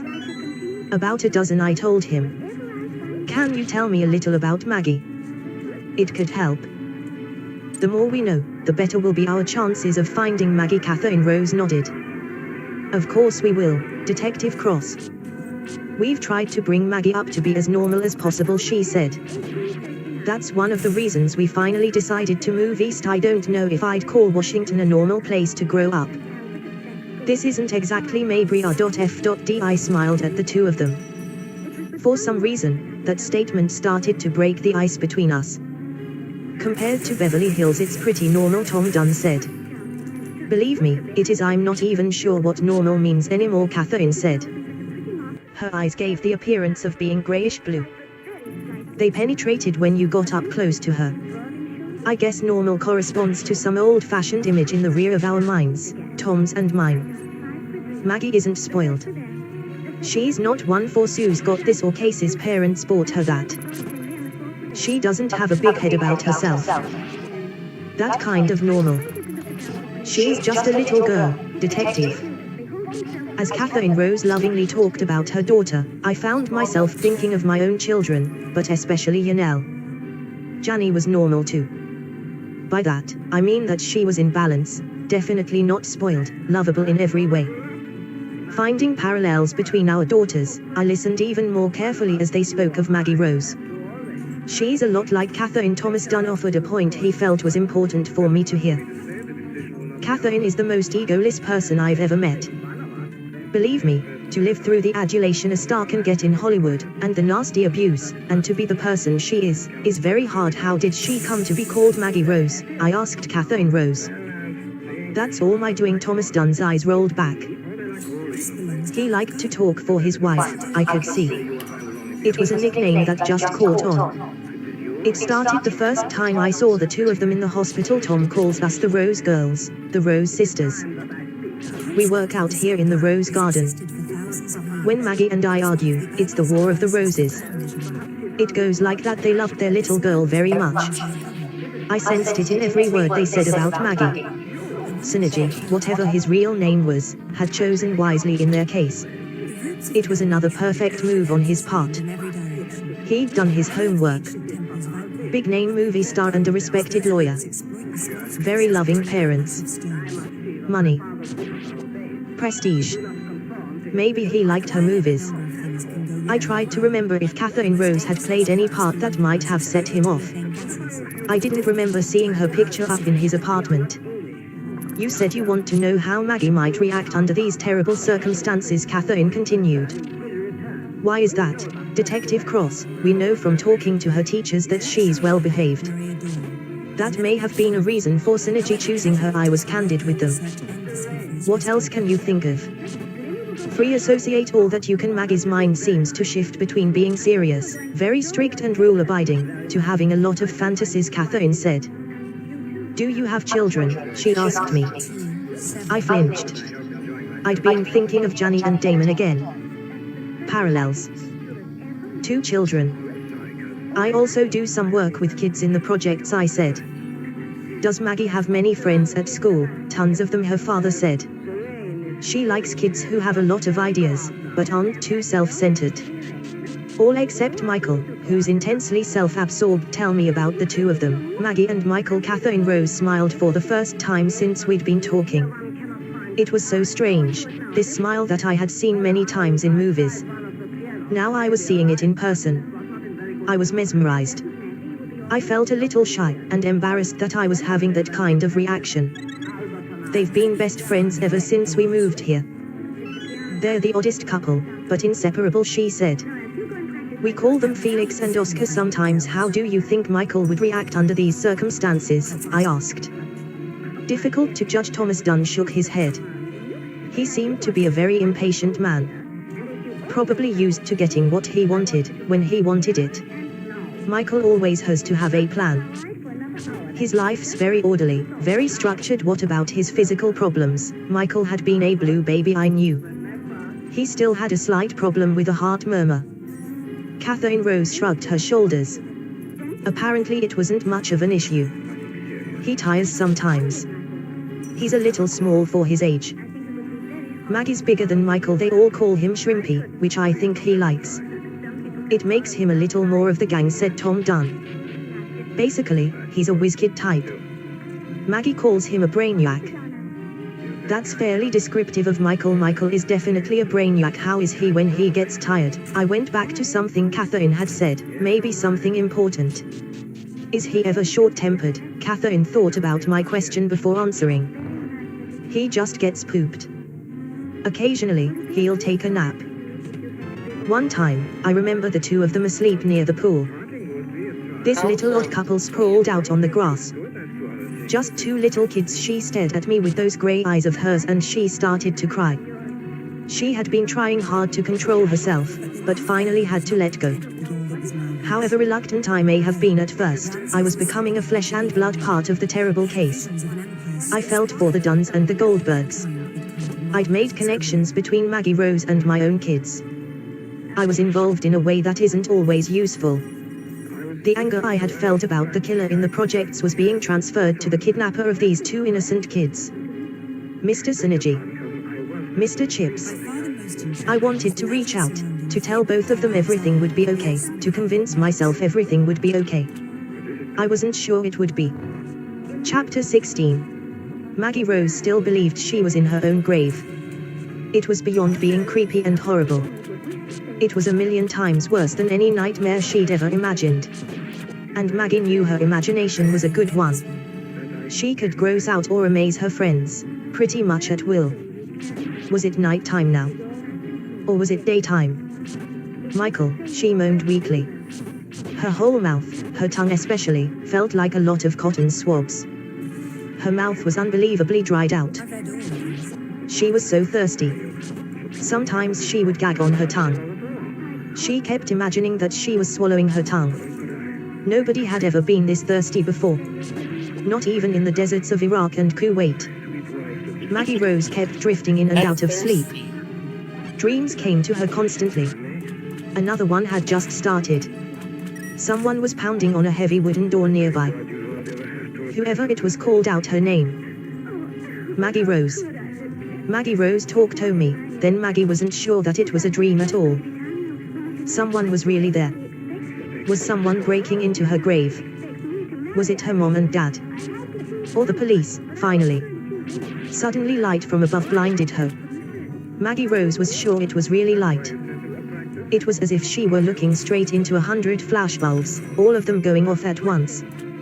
Her heart beat so fast and so hard that Maggie Rose knew she must be alive. In some terrible, terrible place. Someone had put her there. Maggie Rose whispered up into the light, "Who is it? Who's there? Who's up there right now?" I see a face. The light was so very bright that Maggie Rose couldn't really see anything. For the second, or third, time, it had gone from pitch black to blinding, blinding white. Then someone's silhouette blocked out most of the light. Maggie still couldn't see who was there. Light radiated behind the person. Maggie clamped shut her eyes, tightly. Then opened them. She did this over and over again. She couldn't really see anything. Couldn't focus on whoever or whatever it was. She had to keep blinking. Whoever was up there had to see the blinking, had to know she was alive. "Mr. Synergy. Please help me," she tried to call out. Her throat was so dry. Her voice came out raspy and unrecognizable. "Shadyup. Shadyup," a voice from above shouted. Someone was up there now. Someone was really up there and could get her out. It sounded like a very old woman's voice. "Please help me. Please," Maggie begged. A hand came flying down and slapped her face hard. Maggie cried out. She was more frightened than hurt, but the blow hurt, too. She'd never been slapped before. It set off a loud roar inside her head. "Stop your crying," the eerie voice was closer. Then the person climbed down into the grave and was right over her. Maggie could smell strong body odor and someone's bad breath. She was being pinned down now, and she was too weak to fight back. "Don't fight me, yet little bastard. Don't ever fight me. Who do you think you are, you little bastard? Don't you ever raise your hand to me. You hear me? Don't you ever, please, God," what was happening?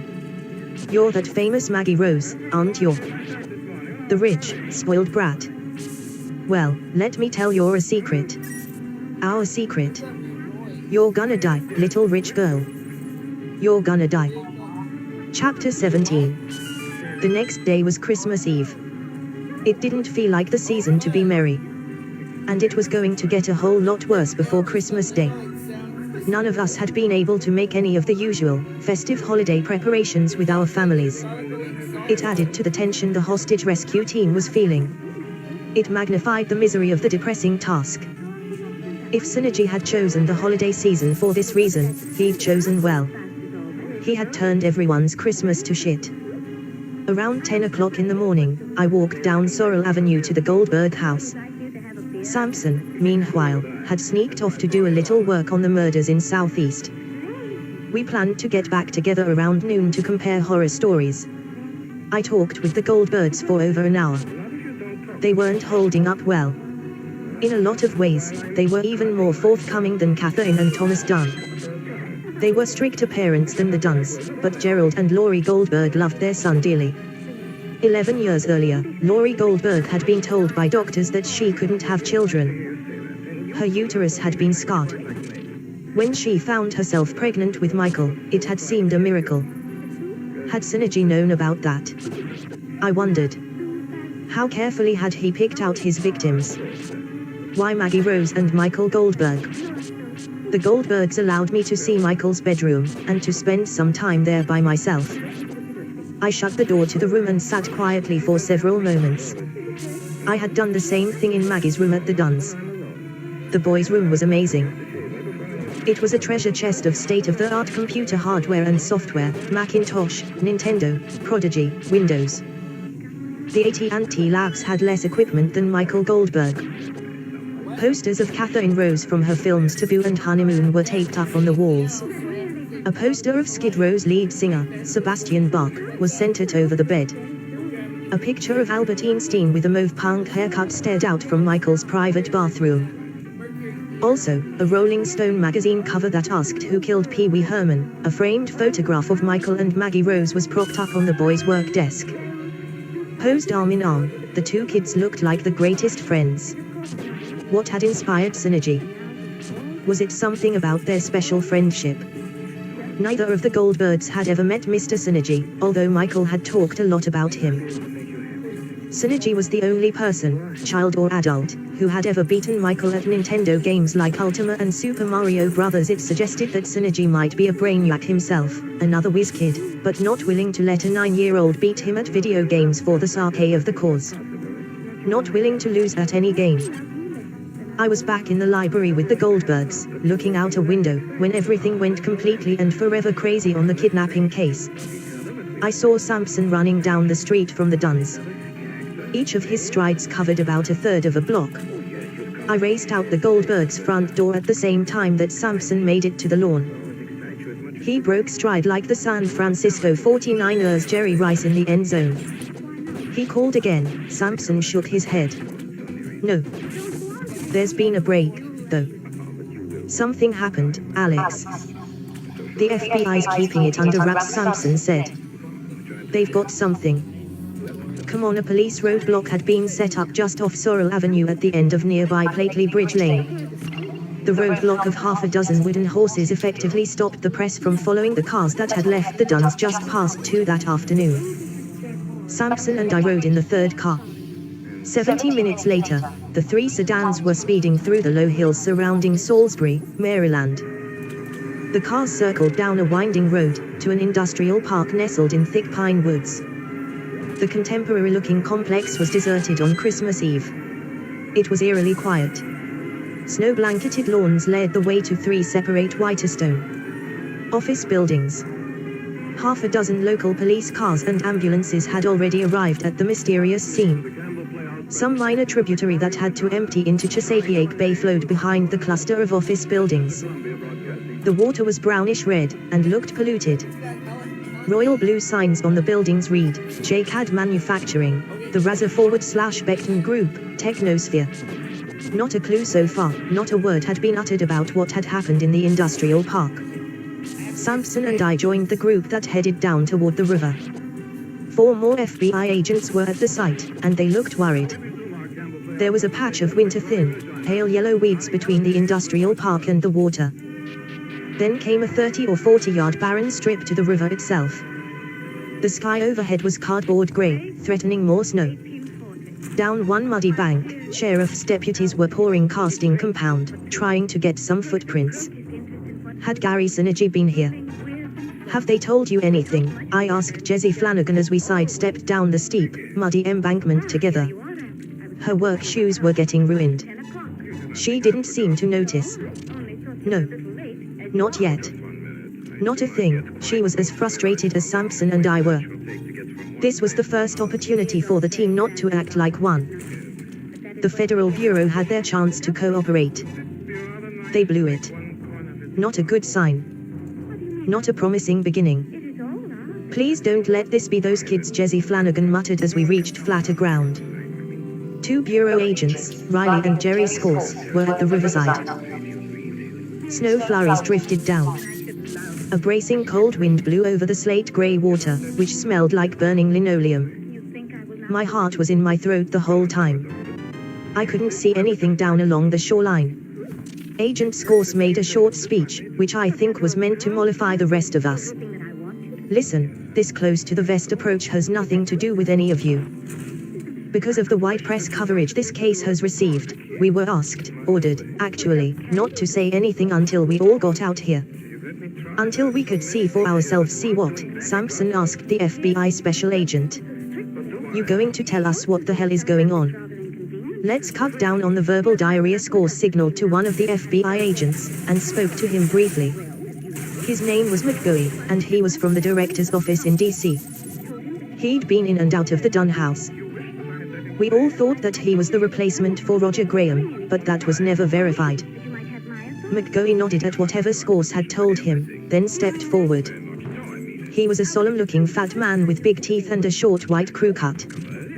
He looked like an old military man who was close to retirement.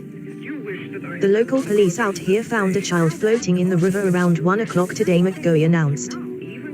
They have no way of knowing if it's one of the 2 kidnapped children or not. Agent McGoey then walked all of us about 70 yards farther down the muddy riverbank. We stopped past a hump covered with moss and cattails. There wasn't a sound from anyone, just the bitter wind whistling over the water. We finally knew why we had been brought here. A small body had been covered over with grey wool blankets from one of the EMS wagons. It was the tiniest, loneliest bundle in the universe. One of the local policemen was asked to give us the necessary details. When he began to speak, his voice was thick and unsteady. I'm Lieutenant Edward Mahoney. I'm with the force here in Salisbury. About an hour and 20 minutes ago, a security guard with Razor/Beckton discovered the body of a child down here. We walked closer to the spread of blankets. The body was laid on a mound of grass that sloped into the brackish water. Beyond the grass, and to the left, was a black-looking tamarack swamp. Lieutenant Mahoney knelt down beside the tiny body. His grey uniformed knee sunk into the wet mud. Flakes of snow floated around his face, sticking to his hair and cheeks. Almost reverently, he pulled back the wool blankets. It seemed as if he were a father, gently waking a child for some early morning fishing trip. Just a few hours ago, I had been looking at a photo of the 2 kidnapped children. I was the first to speak over the murdered child's body. It's Michael Goldberg, I said in a soft but clear voice. I'm sorry to say that it's Michael. It's poor little Shrimpy. Chapter 18. Jessie Flanagan didn't get home until early Christmas morning. Her head was spinning, bursting with too many ideas about the kidnapping. She had to stop the obsessive images for a while. She had to shut down her engines, or the plant would explode. She had to stop being a cop. The difference between her and some other cops, she knew, was that she could stop. Jessie was living in Arlington with her mother. They shared a small, cramped condo apartment near the Crystal City Underground. Jessie thought of it as the suicide flat. The living arrangement was supposed to be temporary, except that she had been there close to a year now, ever since her divorce from Dennis Kelleher. Dennis the Menace was up in northern Jersey these days, still trying to make it to the New York Times. He was never going to accomplish that feat, Jessie knew in her heart. The only thing Dennis had ever been good at was trying to make Jessie doubt herself. Dennis had been a real standout in that department. But in the end, she wouldn't let him beat her down. She had been working too hard at the service to find time to move out of her mother's condo. At least that was what she kept telling herself. There'd been no time to have a life. She was saving up for something big, some kind of significant life change. She'd been calculating her net worth at least a couple of times a week, every week. She had all of $24,000. That was everything. She was 32 now. She knew she was good-looking, almost beautiful, the way Dennis Kelleher was almost a good writer. Jessie could have been a contender, she often thought to herself. She almost had it made. All she needed was one decent break, and she'd finally realized she had to make that break for herself. She was committed to it. She drank a Smithwich, really fine ale from the old sod. Smitty's had been her father's favorite brand of poison in the world. She nibbled a slice of fresh cheddar. Then she had a second ale in the shower, down dreary hallway number 1 at her mother's. Michael Goldberg's little face flashed at her again. She wouldn't allow any more flash images of the Goldberg boy to come. She wouldn't feel any guilt, even if she was bursting at the seams with it. The 2 children had been abducted during her watch. That was how everything had started. Stop the images. Stop everything for now. Irene Flanagan was coughing in her sleep. Her mother had worked 39 years for C&P Telephone. She owned the condo in Crystal City. She was a killer bridge player. That was it for Irene. Jessie's father had been a cop in DC for 27 years. The end game came for Terry Flanagan, on his beloved job, a heart attack in crowded Union Station, with hundreds of complete strangers watching him die, nobody really caring. Anyway, that was the way Jessie always told the story. Jessie decided, again, for the 1000th time, that she had to move out of her mother's place. No matter what. No more lame excuses. Move it or lose it, girl. Move on, move on, move on with your life. She had completely lost track of how long she'd been drowning in the shower, holding the empty beer bottle at her side, rubbing the cool glass against her thigh. Despair junkie, she muttered to herself. That's really pitiful. She'd been in the shower long enough to finish the Smithwich, anyway, and get thirsty for another one. Thirsty for something. She'd successfully avoided thinking about the Goldberg boy for a while. But not really. How could she? Little Michael Goldberg. Jessie Flanagan had gotten good at forgetting over the past few years, though, avoiding pain at all costs. It was dumb to be in pain, if you could avoid it. Of course, that also meant avoiding close relationships, avoiding even the proximity of love, avoiding most of the natural range of human emotions. Fair enough. It might be an acceptable trade-off. She'd found that she could survive without love in her life. It sounded terrible, but it was the truth. Yes, for the moment, especially the present moment, the trade-off was well worth it, Jessie thought. It helped get her through each day and night of the crisis. It got her through until the cocktail hour, anyway. She coped okay. She had all the right tools for survival. If she could make it as a woman cop, she could make it at anything. The other agents in the service said she had cogence. It was their idea of a compliment, so Jessie took it as one. Besides, they were spot on, she did have brass cogents. And the times that she didn't, she was smart enough to fake it. At 1 o'clock in the morning, Jessie Flanagan had to take the BMW bike for a ride. She had to get out of the suffocating, tiny apartment in Arlington. Had to. Her mother must have heard the door opening out to the hallway. She called to Jessie from her bedroom, maybe right out of her sleep. Jessie, where are you going so late?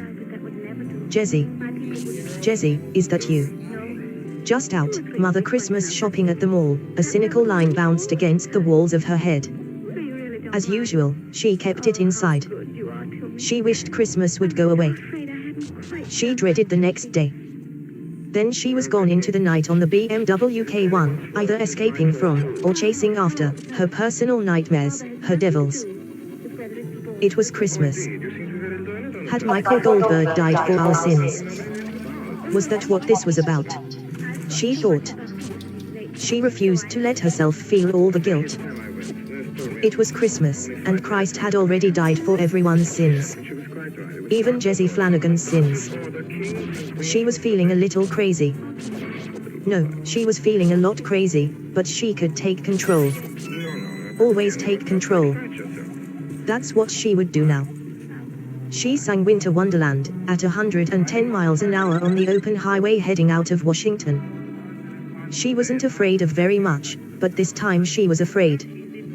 Chapter 19. In some parts of Washington and the nearby suburbs of Maryland and Virginia, house-by-house searches were conducted on Christmas morning. Police blue and whites toured the streets downtown. They loudly broadcasted over their PAR systems, "We are looking for Maggie Rose Dunn.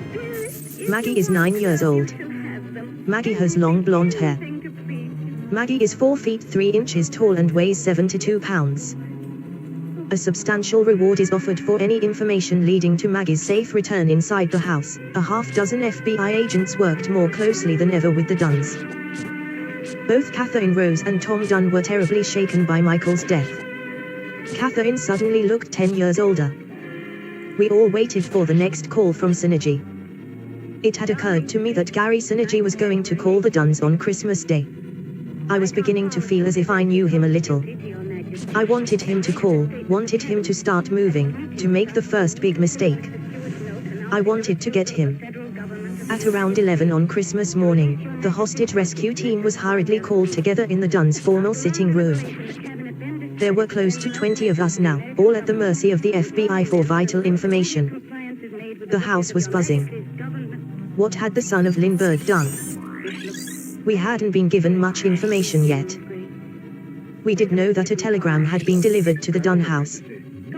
It wasn't being treated like any of the previous crank messages. It had to be Synergy.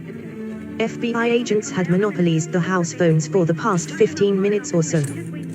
Special Agent Scourse arrived back at the house just before 11:30, probably coming from his own family's Christmas.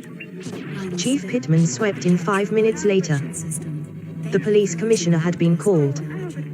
This is getting to be a real bad deal. Being left in the dark all the time. Sampson slouched against the room's mantel. When Sampson slouches, he's only around 6 feet 7. The fibbers don't trust us. We trust them even less than we did at the get-go. We didn't trust the FBI in the beginning, I reminded him. You're right about that, Sampson grinned. I could see myself reflected in his wayfarers and I looked small. I wondered if the whole world looked tiny from Sampson's vantage point. Our boy sent the Western Union, he asked me. That's what the FBI thinks. It's probably just his way of saying Merry Christmas. Maybe he wants to be part of a family. Sampson peered at me over the tops of his dark glasses. Thank you, Dr. Freud. Agent Scourse was working his way to the front of the room. Along the way, he picked up Chief Pittman. They shook hands. Good community relations at work. We received another message that appears to be from Gary Synergy, Scourse announced as soon as he was in front of us.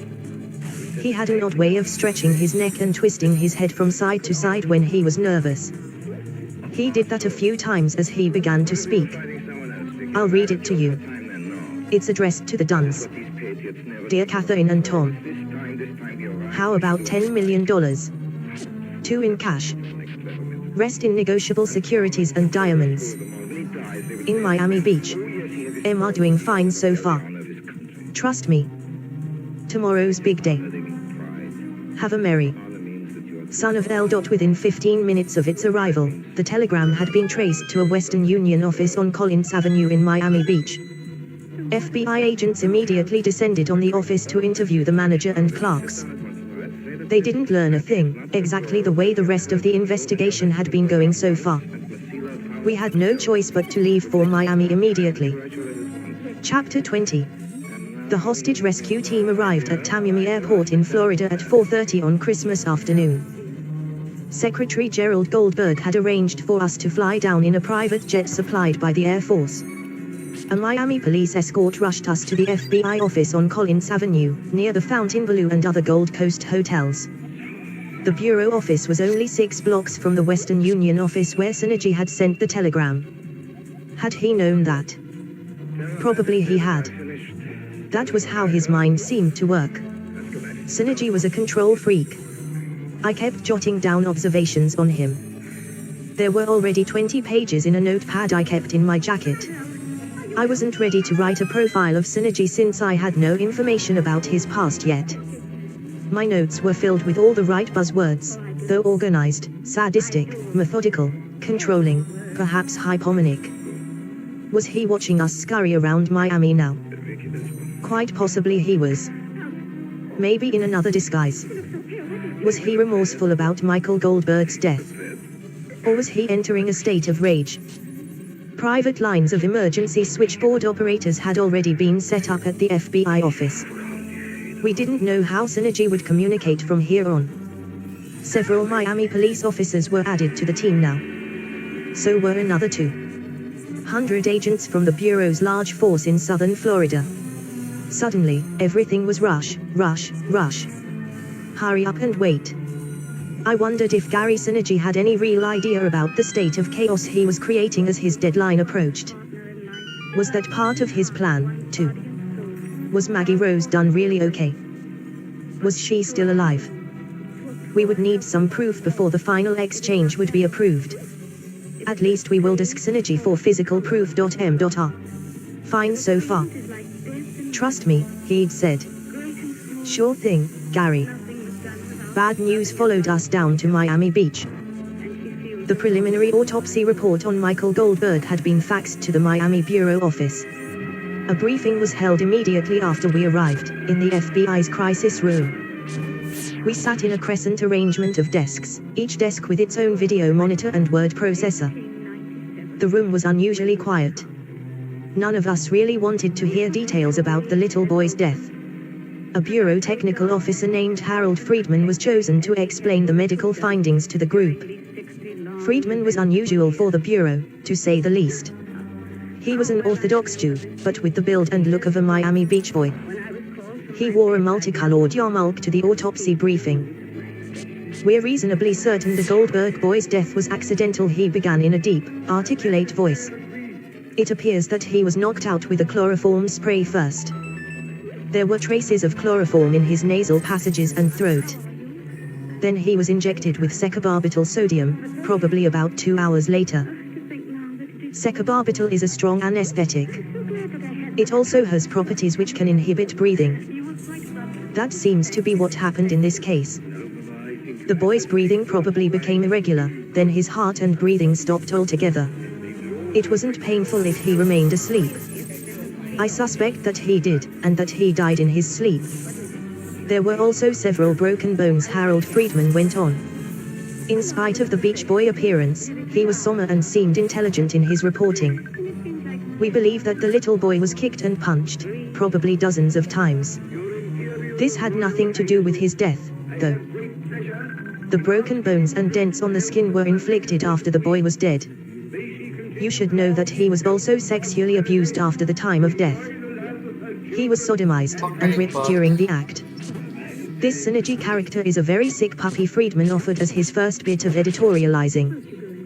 This was also one of the few real specifics we had about Gary Synergy's pathology.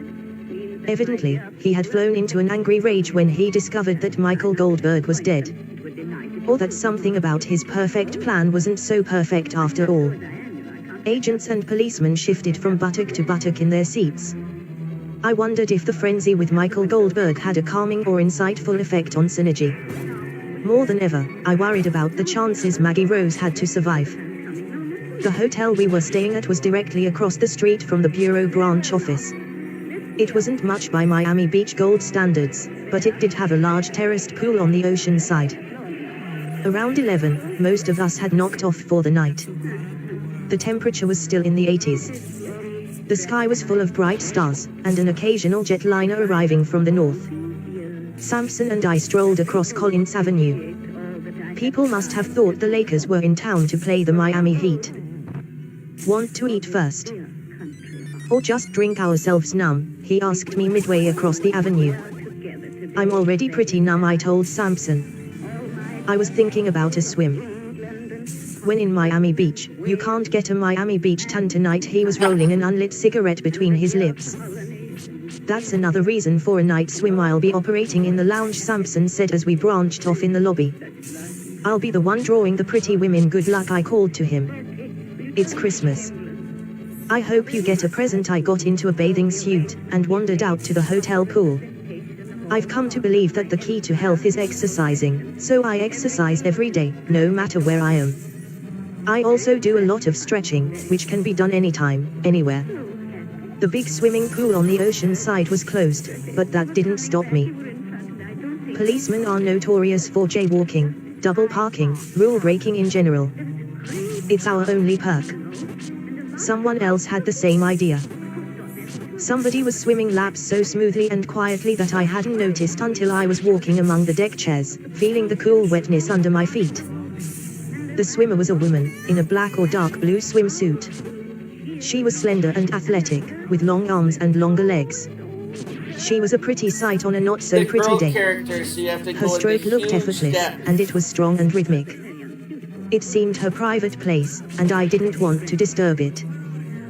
When she made her turn, I saw that it was Jessie Flanagan. That surprised me. It seemed out of character for the Secret Service supervisor. I finally climbed down very quietly into the opposite end of the pool and started my own laps.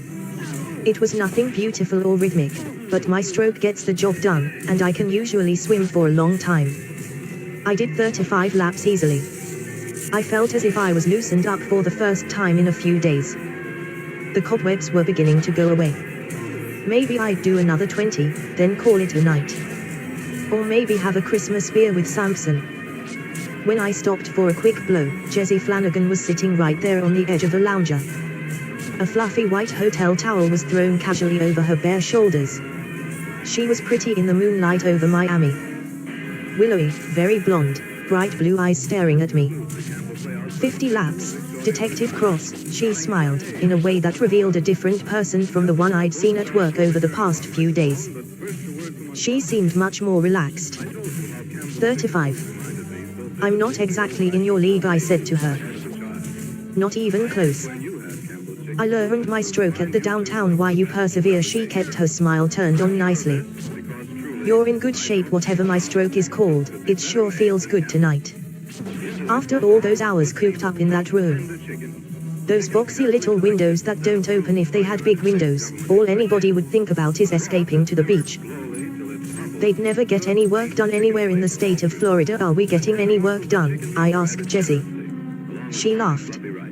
I had a friend who believed in the doing the best you can theory of police work. I'm doing the best I can.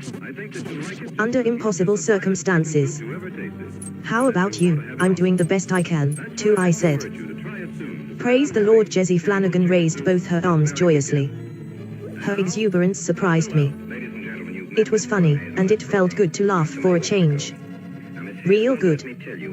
Real necessary. Under the circumstances, I'm doing the best I can, I added.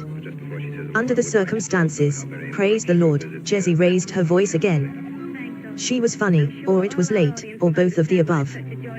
You going to catch a bite? I asked her. I wanted to hear her thoughts about the case. I hadn't really talked to her before. I'd like to eat something, she answered. I've skipped 2 meals already today. We agreed to meet up in the hotel's dining room, which was one of those slow-spinning affairs on the top floor. She changed in about 5 minutes, which I found impressive. Baggy tan trousers, a v-neck t-shirt, black Chinese slippers. Her blonde hair was still wet. She'd combed it back, and it looked good that way. She didn't wear makeup, and didn't need to. She seemed so different from the way she acted on the job, much looser and at ease. In all honesty and fairness, I have to tell you one thing: she was laughing. What's the one thing? Well, you're a strong but really clunky swimmer. On the other hand, you do look good in a bathing suit. Both of us laughed. Some of the long day's tension began to drain away. We were good at drawing each other out over beers and a snack. A lot of that was due to the peculiar circumstances, the stress and pressure of the past few days. It's also part of my job to draw people out, and I like the challenge. I got Jessie Flanagan to admit that she'd once been Miss Washington, D.C., back when she was 18. She'd been in a sorority at the University of Virginia, but got kicked out for inappropriate behavior, a phrase that I loved. As we talked, though, I was surprised that I was telling her much more than I'd expected to. She was easy to talk to. Jessie asked about my early days as a psychologist in Washington. It was mostly a bad mistake, I told her, without getting into how angry it had made me, still made me. A whole lot of people didn't want any part of a black shrink. Too many black people couldn't afford one. There are no liberals on the psychiatrist's couch. She got me to talk about Maria, but only a little bit.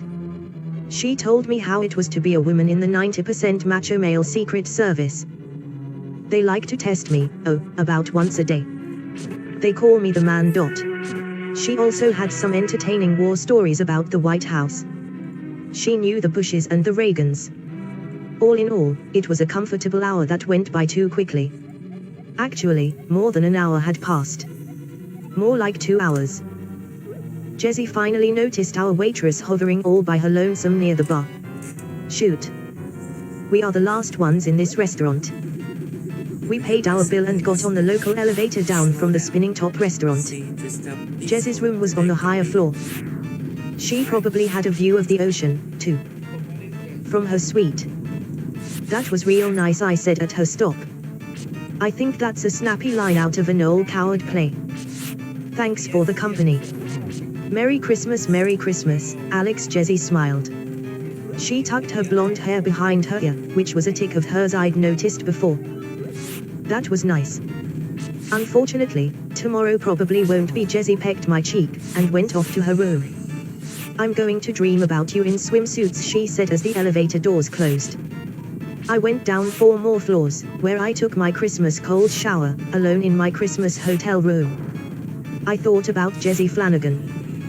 Dumb fantasies in a lonely Miami Beach hotel room. We sure weren't going anywhere together, but I liked her.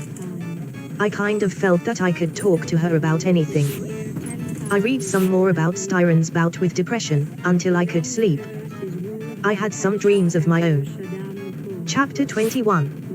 Careful, be oh so careful now, Gary boy. Gary Synergy watched the fat woman out of the extreme corner of his left eye. He watched the blubbery blob the way a lizard watches an insect, just before mealtime. She had no idea that he was studying her. She was a policewoman, so to speak, as well as a toll collector, at exit 12 on the turnpike. She slowly counted out his change. She was enormous, black as the night, completely out of it. Asleep at the switch. Synergy thought she looked like Aretha Franklin would have, if Aretha couldn't sing a note and she had to make it in the real, workaday world. She didn't have a clue as to who was riding by in the monotonous stream of holiday traffic. Even though she and all her cohorts were supposed to be desperately searching for him. So much for massive police dragnets and your basic nationwide manhunt. What a fucking letdown and disappointment. How could they possibly expect to catch him with people like this in the hunt? At least they could try to keep it interesting for him. Sometimes, especially at times like this, Gary Synergy wanted to proclaim the inescapable truth of the universe. Proclaim. Listen, you slovenly bimbo bitch cop. Don't you know who I am? Some paltry nothing disguise have you buffaloed. I'm the one you've been seeing in every news story for the past 3 days. You and half the world, Aretha, baby. Proclaim. I planned and executed the crime of the century so perfectly. I'm already bigger than John Wayne Gacy, Jeffrey Dahmer, Juan Corona. Everything went right until the rich little blue boy got sick on me. Proclaim. Look real close. Take a good look at me. Be a goddamn hero for once in your life. Be something besides a fat black zero on the freeway of love. Look at me, will you? Look at me. She handed back his change. Merry Christmas. Sir Gary Synergy shrugged. Merry Christmas back at you, he said.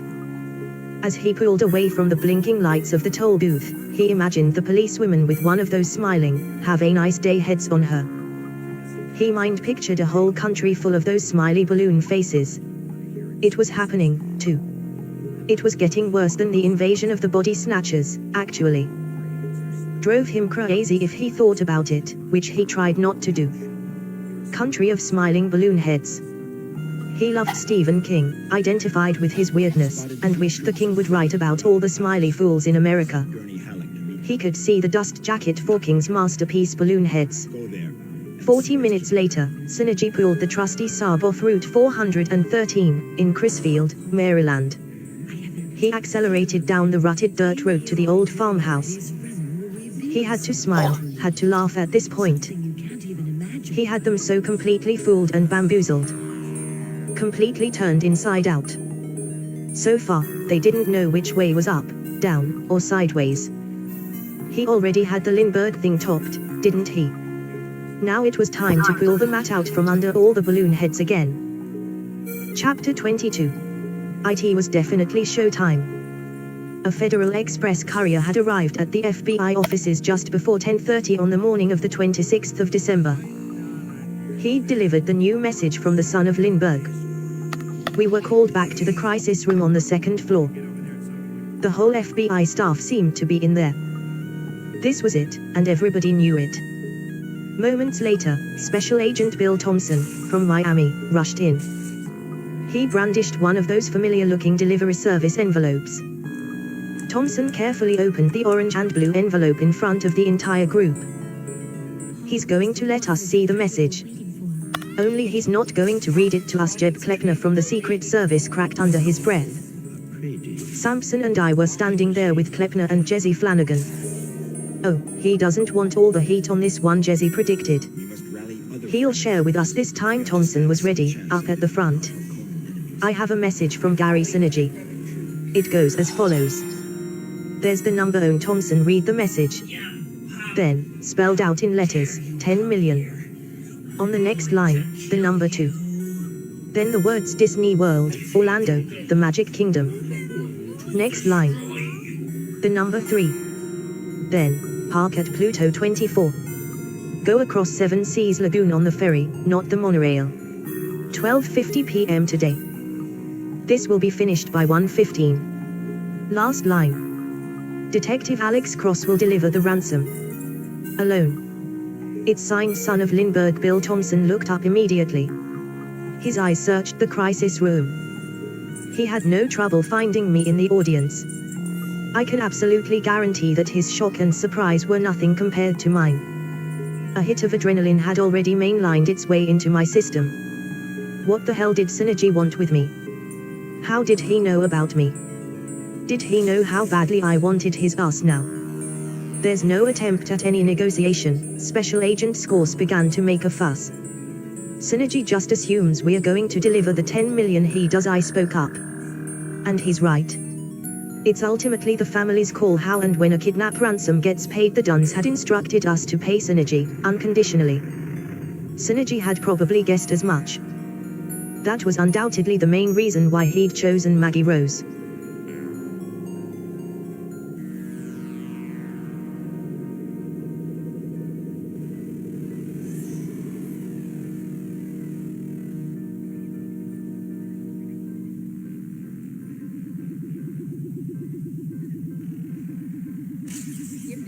To travel hard, they would be about now with Wargo Pass.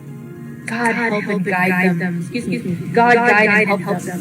I'm afraid to think what may happen. If we could only go faster. We cannot. The engines are throbbing and doing their utmost. I wonder how Dr. Seward and Mr. Morris are getting on. There seem to be endless streams running down the mountains into this river, but as none of them are very large, at present at all events, though they are terrible, doubtless in winter when the snow melts, the horsemen may have met. The horsemen may not have met much obstruction. I hope that before we get to Strasbourg, we may see them, for if by that time we have not overtaken the Count, it may be necessary to take counsel together what to do next. Home security. And USAA insurance, just in case. Dr. Seward's Diary, 2 November. 3 days on the road. No news and no time to write it if there had been, for every moment is precious. We have had only the rest needful for the horses, but we are both bearing it wonderfully. Those adventurous days of ours are turning up useful. We must push on. We shall never feel happy till we get the launch in sight again. 3 November. We heard at Fundu that the launch had gone on to Bistritza. I wish it wasn't so cold. There are signs of snow coming, and if it falls heavy, it will stop us. In such case, we must get a sledge and go on, Russian fashion. 4 November.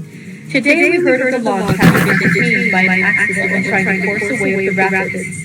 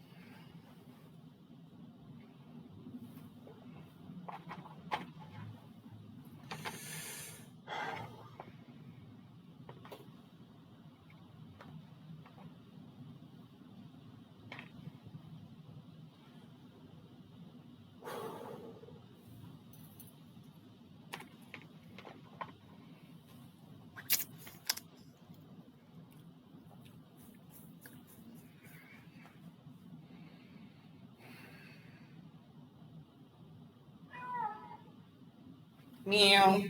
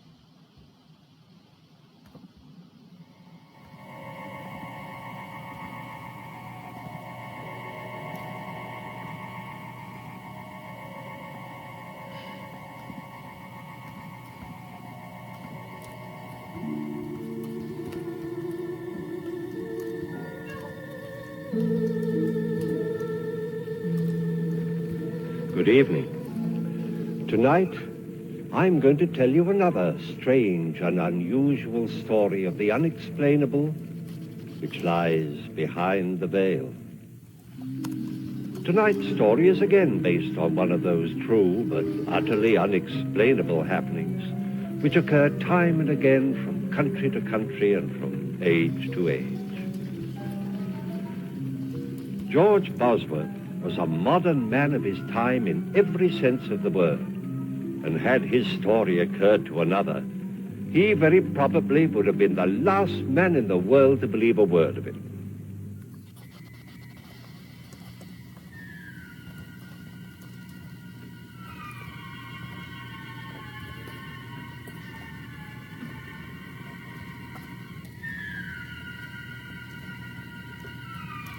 Art Bosworth had had a busy day, and now, as the last customer left his shop, he prepared to close for the night.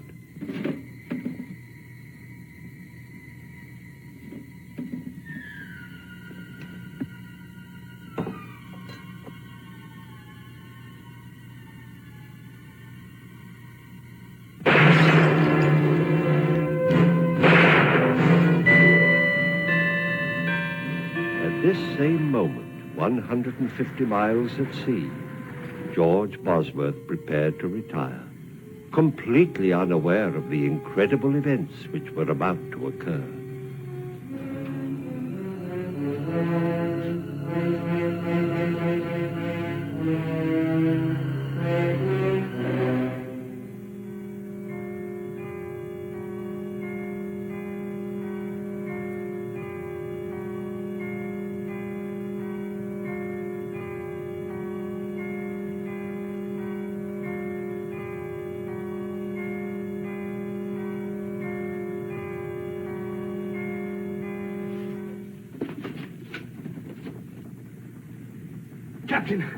Captain!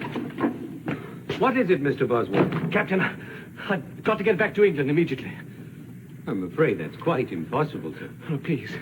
I'm afraid something's happened. Are you ill, Mr. Bosworth? No. Well, yes, maybe. I don't know. I can't explain, Captain, but I must return at once.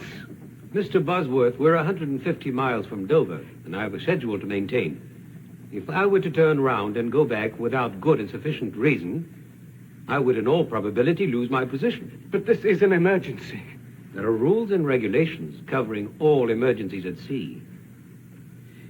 Perhaps if you could tell me why... Well, I think my brother is... I can't tell you, Captain. It's terribly important. I'm sorry, Mr. Bosworth, but I can let you off at Ostend. There you can make connections with another ship and be back in England by tomorrow morning. What time will we dock? We should be there within the hour. I pray God, Captain, we're not too late. Bullet wound through the arc, fired at close range. Man's been shot. He's dead right enough. From the looks of things, nothing has been taken except money. Cash drawers empty. Which leads me to deduce that the motive for the crime was robbery. Got that, Orton? Yes, sir. I checked the Bosworth house. George isn't there. The place is shut up tight. That's odd. Him and Art usually close the shop together.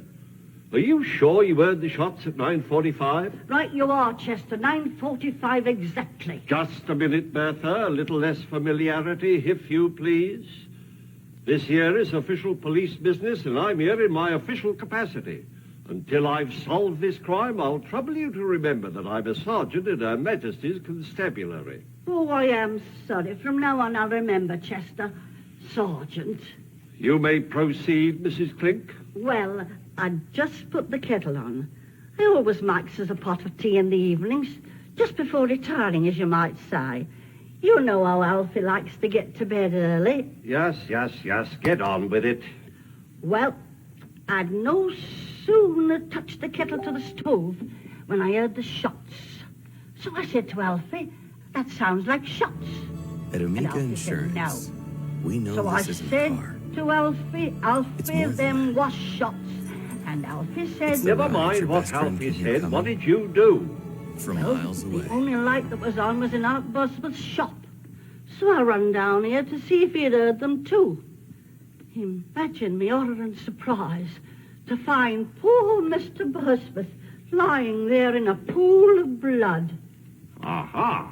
And whose blood would you say it was? How long would you estimate this was after you first heard the shots, Mrs. Clink? Couldn't have been more than 5 or 10 minutes. Thank you very much, Mrs. Clink. That'll be all. But I haven't finished. If you've anything more to say, you can make a statement at the police station. But I know who done the murder. Mrs. Clink, you saw the murderer? Yes, I did. I see. Now, Just a minute, Constable. I'll handle this. Now then, Bertha, why didn't you give us this valuable information before this? I was about to, until I was so rudely interrupted. Are you insinuating that I was rude? Sergeant, may I suggest? The murderer? Huh? The murderer? Oh, yes. All right, Mrs. Clink. The name, if you please. His name is Albert Ketch. How do you know that, Mrs. Clink? I saw him. Just as I got outside, I saw him run from the study shop, as though the old devil himself was after him. Are you sure? My sight's as good as yours, Chester Wilmore.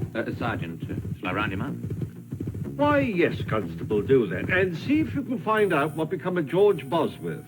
Why not ask Mrs. Clink, sir? I'm sure I don't know, Constable. But why not ask Miss Julie Westcott? She's his fiancée. She ought to know. I'll do that, Mrs. Clink. All right, now, off with you. Home, all of you, if you please. This here shop will be closed till further notice. Move along, please.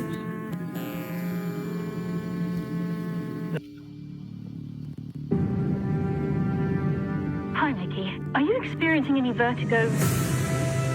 I guess I am feeling a little dizzy. Oh, wow! Did you see that? Nah, I wouldn't be surprised if you're thinking at this point, what have I done? How lucky could one guy be? Nothing was working out, and I wanted to get off of Earth. You're applying to be an expendable? Yeah. You read through the whole application. Ain't that a kick in the head? I should have read through it. Once you die, we'll print a new version of your body. They made me work my ass off on one mission after another. Every time you die, we learn something new, and humanity moves forward. Oh, he's alive. It's fine.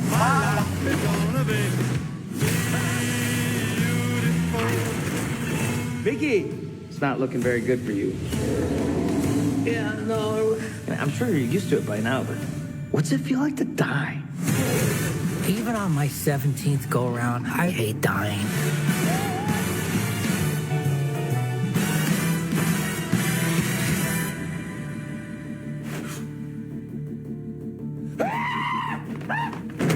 Why aren't you dead? Multiples. In the case of multiples, we exterminate every individual. Let's blow up these second-hand baloney boys. Why don't you guys do rock, paper, scissors, and then we'll just shoot the loser. Tell me quick.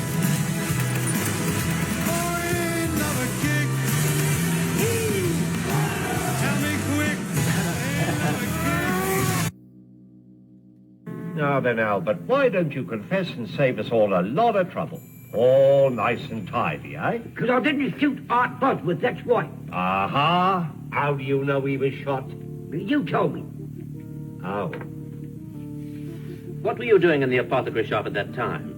I was there to collect a debt what was owed me. What was the debt for? Well, you see, I do a bit of carpenter work in my spare time, being handy with my tools, as you might say. And I built a set of shelves for Mr. Bosworth several weeks ago. And it took you several weeks to get paid? Well, there was a slight misunderstanding between us, as you might call it. Aha! That don't mean I killed him. What was the cause of this misunderstanding? While I was building the shelves, a case of his medicines got broke. Bosworth got terrible excited. Claimed I'd done it careless like. Said they was worth more than the shelves and he wouldn't pay me. And so you killed him? That's not true. I don't even own a gun. A likely story. Why, I wouldn't be surprised if you wasn't doing a bit of poaching in your spare time. Oh, it's a nasty thing to say. Poaching's a very serious offence. I've a mind to enter charges against you. Sergeant, this man's being charged with murder, not with poaching. You hear that, Albert? The constable's right. Murder's the charge. Don't you try to throw us off the track with all this talk about poaching. Now, why don't you be a good fella and confess and save us all this trouble? Now, look here, Sergeant. I'd like to help you, really I would. But you know I'm not the kind of man who'd kill a chap in cold blood. Albert Ketch, you're making it very hard for us. Very well. If you won't cooperate, we'll have to drag it out of you. Start all over again. Meow. George, darling. What's happened? Come inside. Something's happened to Hart, hasn't it? Sit down. No, tell me. Yes, George. Hart is... Hart's dead. Too late. I'm too late. George, you were on your way to France. How did you get back so quickly? I had a feeling something was wrong. Who shot him? Who told you he was shot? Do they know who did it? The police have arrested Albert Ketch. Albert Ketch? But he didn't do it. Darling, I know this has been a terrible shock, but you weren't here. How do you know he didn't do it? Julie, please, take me on trust for now. Albert Ketch had nothing to do with Hart's death. Darling, you're upset. Why don't you lie down for a little while? I'll bring you some tea. No, please, I've got to convince the police that they're making a mistake. They've no reason to hold Albert. Darling, you asked me to trust you. I do. You know that. Berlin. Can't you even tell me how you can be so certain? Julie, have I ever shown any signs of insanity? Of course not. Well, I haven't told you yet how I came back so quickly or why. I never even got to France. Because on the boat I had a vision. Of what? The whole thing. The whole thing? Yes. I saw the murder being committed.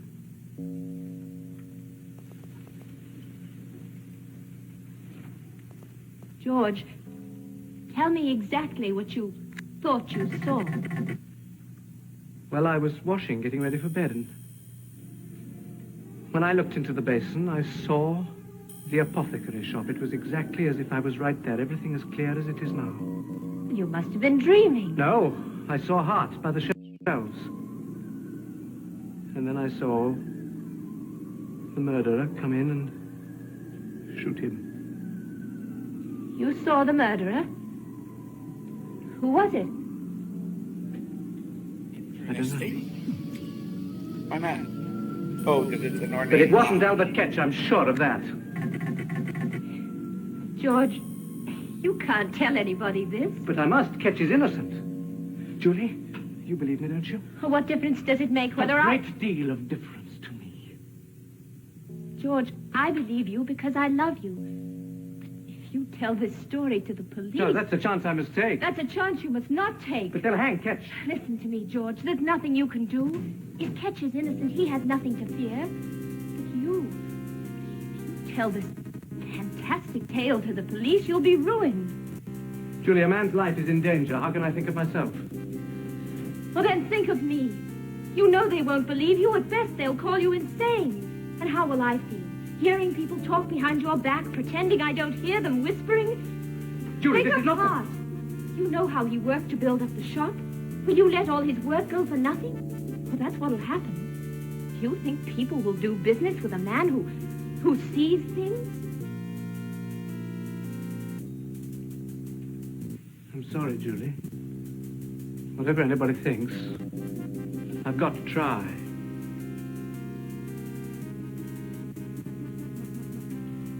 Very well, George. If you feel you must, I'll go with you. No, there's no need for you to become involved.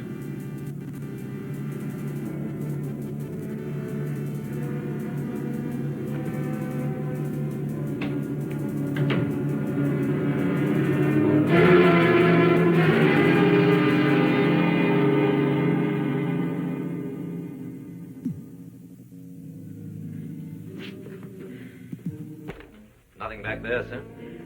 Oh. Well, in that case, we'll have to continue our search in here. Ah, Mr. Bosworth, sir. Allow me to offer my condolences in this horrible tragedy. Thank you, Sergeant.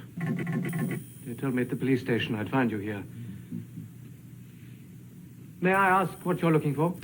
Clothes, Mr. Bosworth, clothes. What's the history of Gladstone? Have you found any? Almost. But don't you worry, sir. We have the fiend what's done this foul deed. If you mean Albert Ketch, Sergeant, he didn't do it. Why do you say that, sir?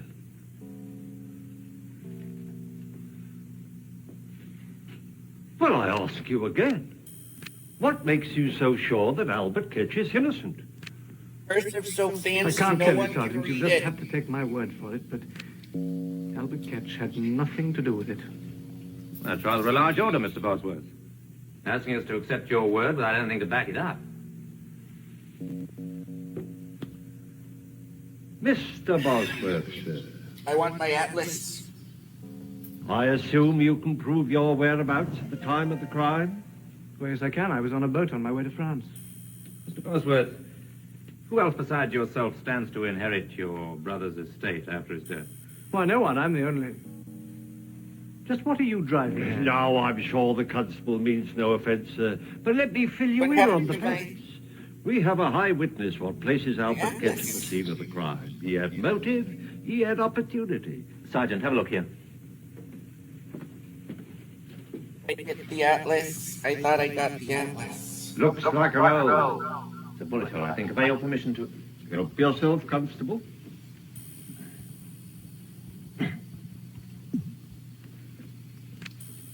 It's not a small caliber.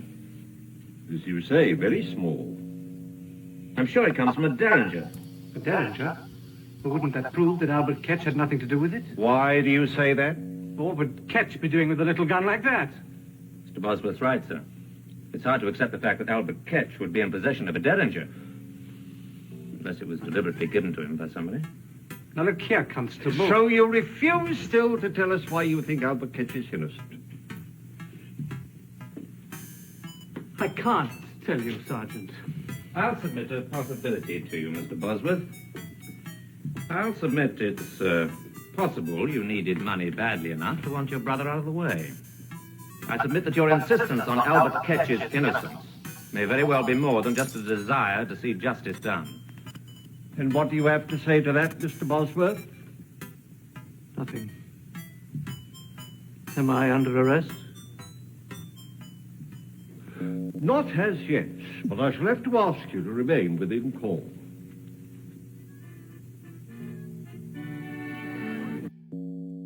Some people just know they could save hundreds on car insurance by checking Allstate first. Like, you know to check the sign first before parking.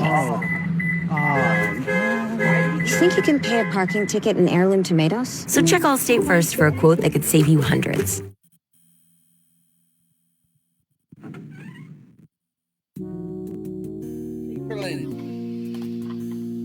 This thing? It's what's going on inside of me. It's my moderate to severe ulcerative colitis. It wasn't always this calm. UC went everywhere I did. Wondering when it would pop up next was stressful, doing a number on my insides. But then I found out about Velsipity. A once-daily pill, not a steroid or biologic, for adults with moderate to severe UC. Velsipity can help calm the chaos of UC. It quickly treats flares, providing a chance for lasting steroid-free remission. Don't take Velsipity if you've had a heart attack, chest pain, stroke or mini-stroke, heart failure in the last 6 months, irregular or abnormal heartbeat. Velsipity may cause serious side effects including infections that can be fatal, slow heart rate, liver problems, increased blood pressure, macular edema, certain types of skin cancer, swelling and narrowing of the brain's blood vessels, or shortness of breath. Tell your doctor if you are pregnant or plan to be. If conventional therapy like 5-ASAs or steroids aren't working for you, ask your gastroenterologist about Velsipity. Velsipity, help calm the chaos of UC.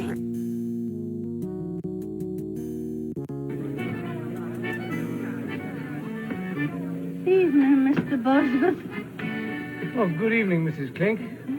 Alfie and me wishes to convey our sympathy for your bereavement. Thank you. Shall we sit down for a minute? Oh, yes, Doc. Thank you. He was a fine man, your brother. A fine man. Always willing to extend credit until I die. And never too proud to step in and have a lift with us. And as pale as honest. Which way's south? I'm It already was a lost. terrible shock to me, Mrs. Klink. I can well imagine, but never you fear. Albert Ketch shall get what he deserves. Why is everyone so certain that Ketch is guilty? Lord bless you. Who else could it be? I saw him myself. You saw him? Of course I did. Has nobody told you? That Chester Wilmore. I am the most important witness. Are there any other witnesses? Not a one, and no more than needed, I can tell you that. Of course, Miss Westcott might have seen the whole thing. Had she been there 5 minutes earlier. Julie, what's she got to do with it? Of course, she might have been killed if she had. Yeah, but tell me, how does Julie fit into all this? Well, I'd just stepped out of my house for a breath of air before putting the tea on for Alfie and me. When I sees Miss Westcott going into the apothecary shop. And it was hardly 5 minutes later when I heard 2 shots. I runs outside, and there goes Albert Ketcher tearing down the street. Naturally, I got the police. And it was hardly no time at all before they had him clapped in the pokey. She never said anything about it. Oh, I dare say she didn't want to worry you. So it's the first time I've ever known her to worry about anyone. What do you mean by that? I'm not the one to talk about a body when they're not present to defend themselves. But everyone knows as how Miss Julie Westcott considers herself much better than us common folk. What are you saying, Mrs. Klink? It's truth. Ask any of the girls. They'll tell you. Her and her fine talk about position and money and station in life. But she wasn't fooling your brother none. No, sir. She wasn't pulling the wool over his eyes. Oh, you poor boy. I've upset you with me wagging tongue. Alfie always says I talk too much. But don't pay any attention to me. You better get home and get some rest. And I'll be saying good night.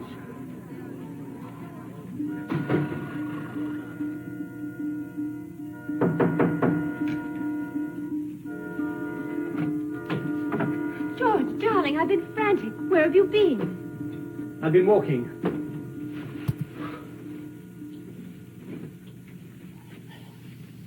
The police think I'm involved in Hart's death. George, are they mad? How can they think you had anything to do with it? They have the murderer. No, they haven't. Ketch is no more guilty than I am. Will you stop saying that? The police think he's guilty. Isn't that enough? No. Why are you so intent on seeing him hang? I'm not. I just don't like seeing you so upset, that's all. Julie, was there ever any trouble between you and Hart? Of course not.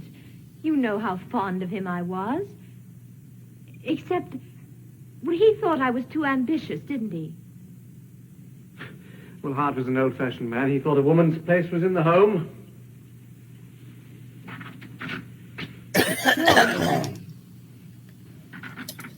You know I only want what's best for you, don't you? Yes, of course. A woman needs security, a home, children, a husband she can be proud of. I know, you've been very patient. Well, not really, George. There were times during the last 5 years when I wanted to scream. When I wanted to say to Hart, why won't you pay George enough money so we can be married? He's earned it. He deserves it. But that's all over now. We can be married right away, can't we, George? Well, once a decent interval has gone by. Darling, we'll be so happy. Mrs. George Bosworth. I can't wait to see my friends' faces when I tell them. They didn't think it would happen, you know, really. They didn't think I knew they were snickering behind my back. As if I couldn't tell what they were thinking. That Julie Westcott, she isn't getting any younger. If George doesn't ask her soon, she may not get any more chances. Aren't you exaggerating just a little? Well, perhaps. just a little. Now, promise me you'll think only happy thoughts while I make us some tea.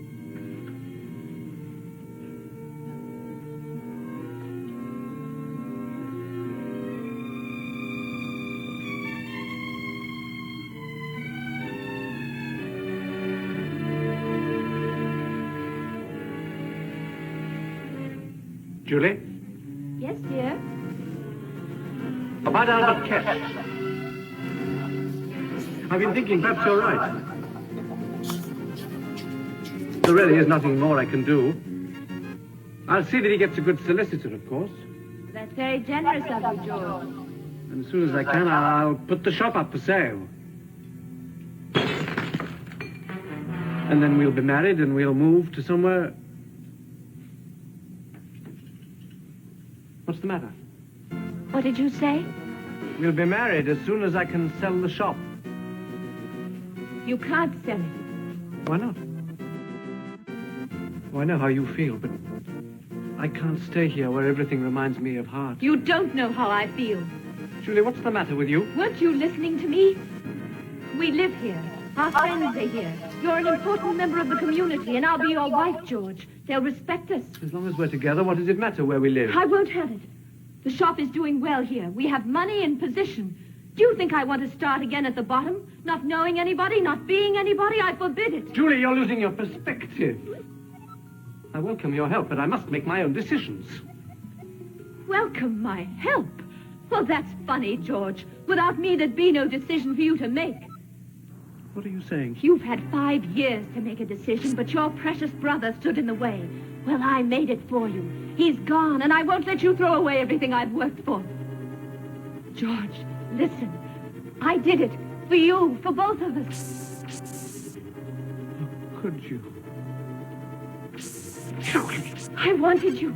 I needed you. Heart stood between us, and I couldn't bear it any longer.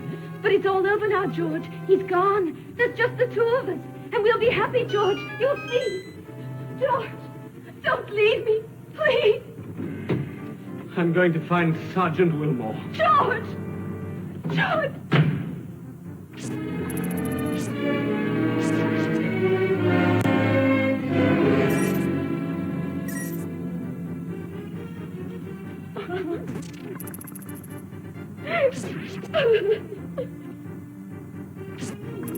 And so George, shocked and stunned as few men have had the misfortune to be, did his duty as he saw it. Bereft of brother, fiancé, he still had a life before him. Time would heal these scars, but would it ever bring to him an understanding of how he could have seen his brother's death? I don't know. Do you? Please join me again for another journey into the world of the unexplainable which lies behind the veil. Good night.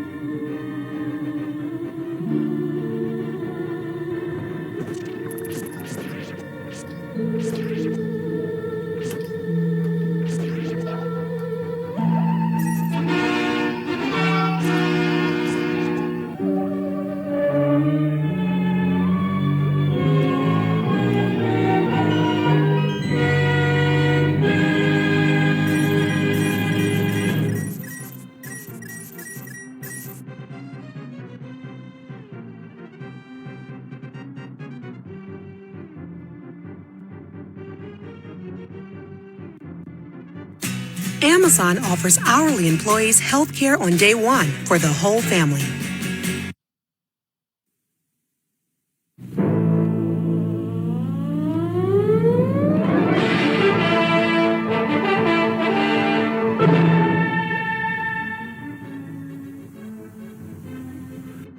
What you're about to see is based on an actual experience.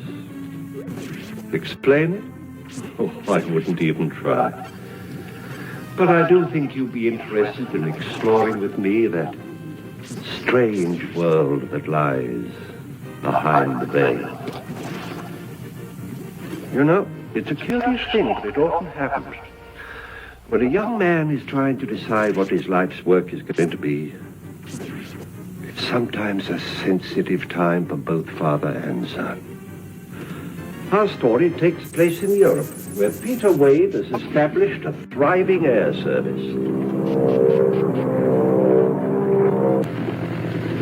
This might not be your first time up, but you're over-controlling.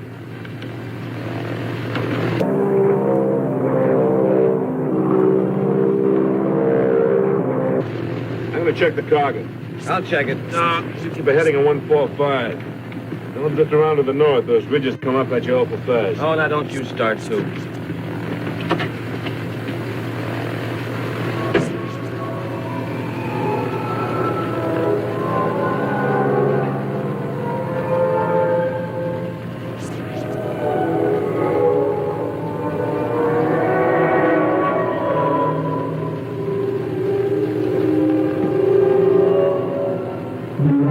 Look at me. Look at me. Look at me. Look at me. Look at me. Look at me.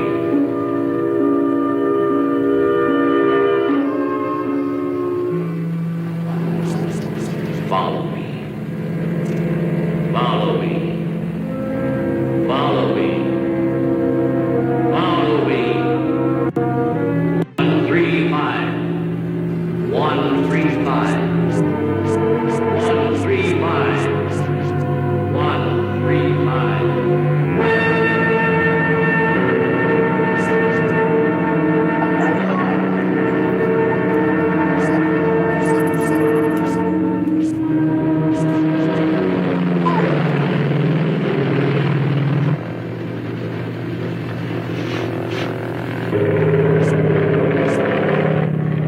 Pete! Pete!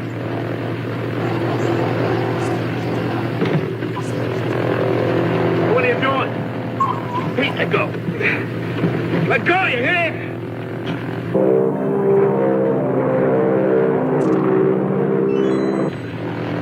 Let go.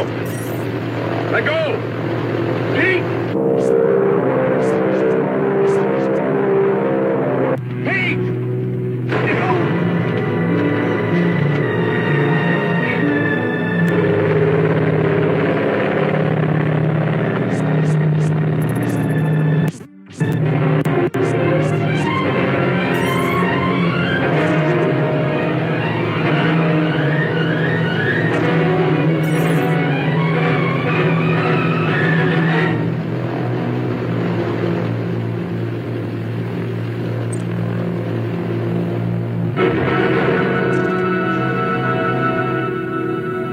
Well, Dad, you know the whole story. now, boy, it's no good bottling these things up. You know that. There is nothing to bottle up. I'm trying very hard to understand, very hard indeed. Well, don't try, because you can't understand. You're not the type. You're the guy that doesn't quit until he wins. Oh, no. Not until I win. Until I've earned the right to go on to the next thing. It's just as simple as that. I've got to use my talent, not yours. Just tell me one thing. Why did you deliberately head for a crash? I can't explain that. Even if I could, you wouldn't understand Are you sick? Is he? Or just plain scared? it. Dad, some people will say good at one thing and bad at another. I'm a washout as a flyer. And I probably can't run this company. But I can design planes. How do you know? Because I've got the talent, and you know it. And furthermore, I've got the desire. 2 more years of graduate school, I'll have my degree. Now, this is something that I can do.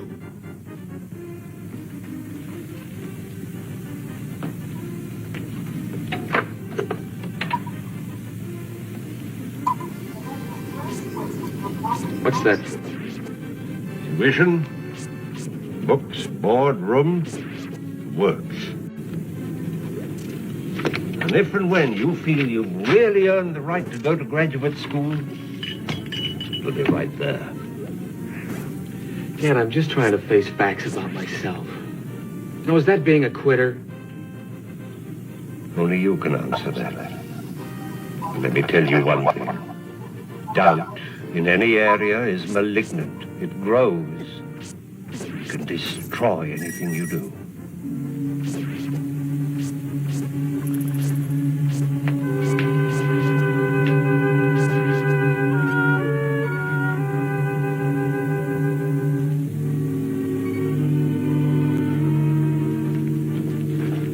Take the first plane to New York now.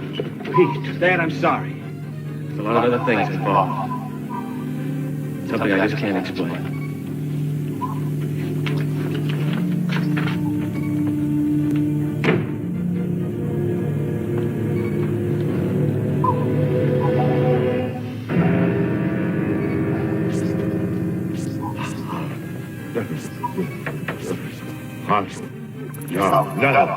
No.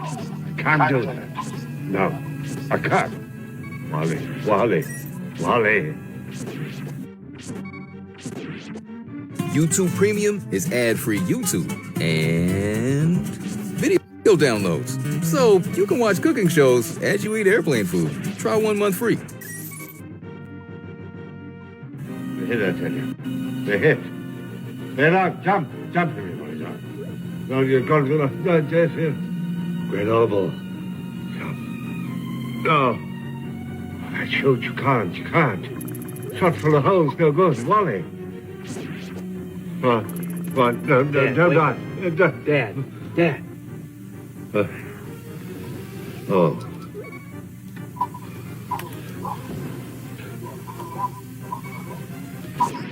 All right? Yes, I'm all right. Just a dream, that's all.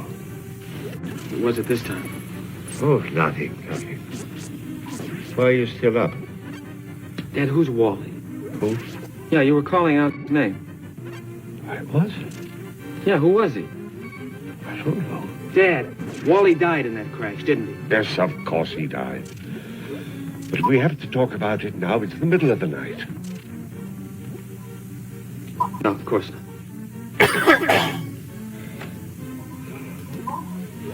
Good night, Dad. Good night, boy.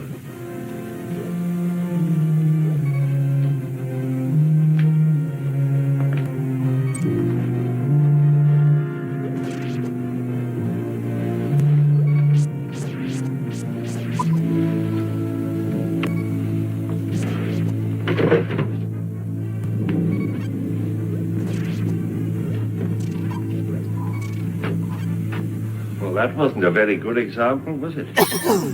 Only this afternoon I told you not to bottle things up.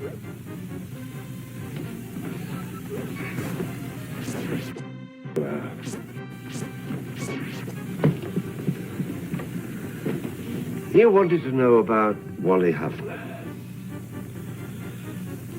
Jerry fighters hit us. I ordered everybody out. Where was that, over Grenoble? No, further north, near Lyon.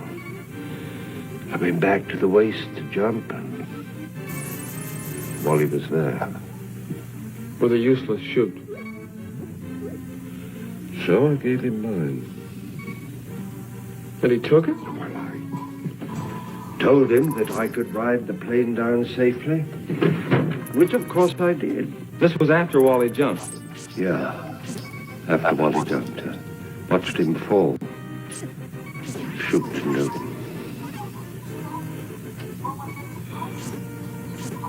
No wonder you have nightmares. It's not as bad as all that. Dan, what kind of a guy was he? What did he look like? Plain, ordinary looking. There was something about him. Why all this interest in Wally Huffner? Oh, it's nothing. It's you. These nightmares. Maybe you need a rest or something. Oh, no, I'll be all right. Still going to New York in the morning? Oh, I don't know, Dad. Want to talk about it? Let's talk about it in the morning. Good night. Good night, Dad.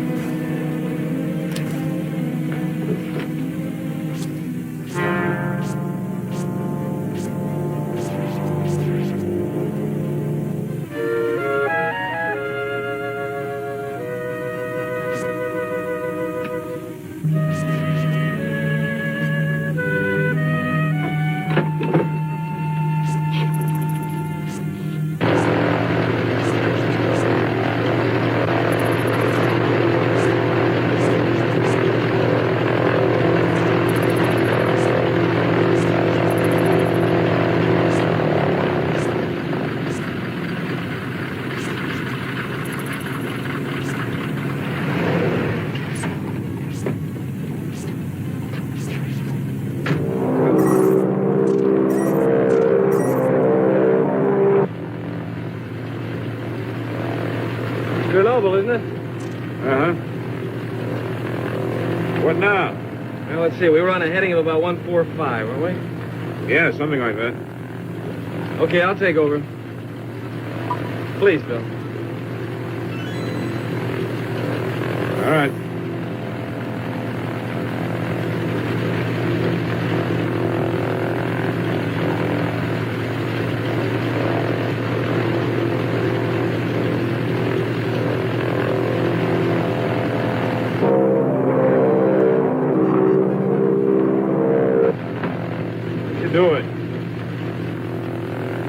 A reflection this morning. You see anything?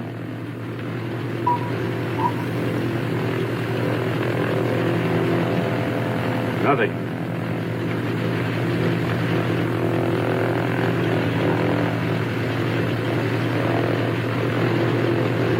Well, I guess I'm wrong. It's not the same now. Huh? You might as well go on home, huh?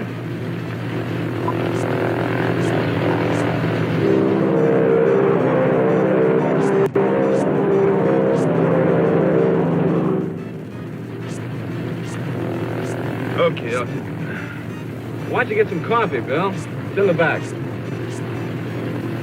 Go on, I'll be all right.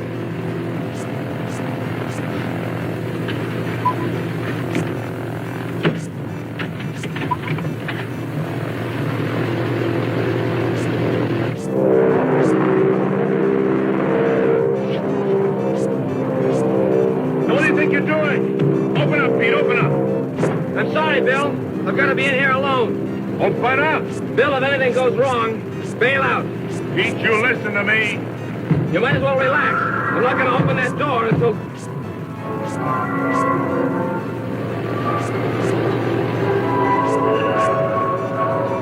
Pete?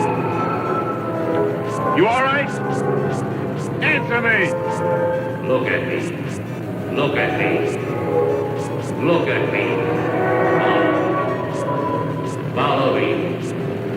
1, 3, 5. 1, 3, 5. 1, 3, 5. 1, 3, 5. 1, 3, 5.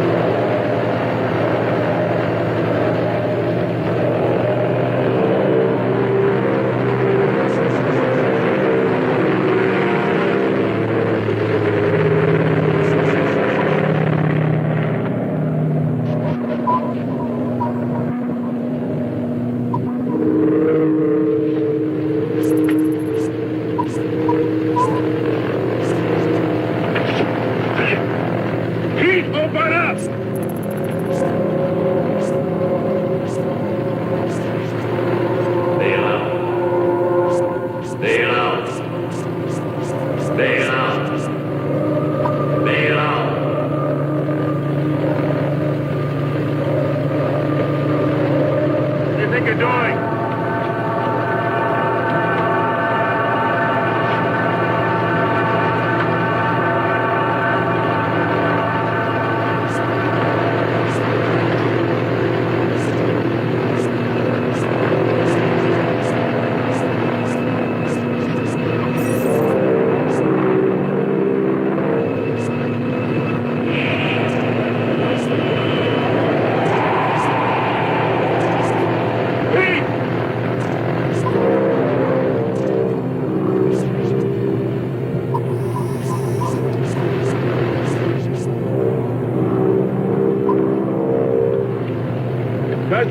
Cause d'urgence, RLC's appellant Grenoble. RLC's appellant Grenoble.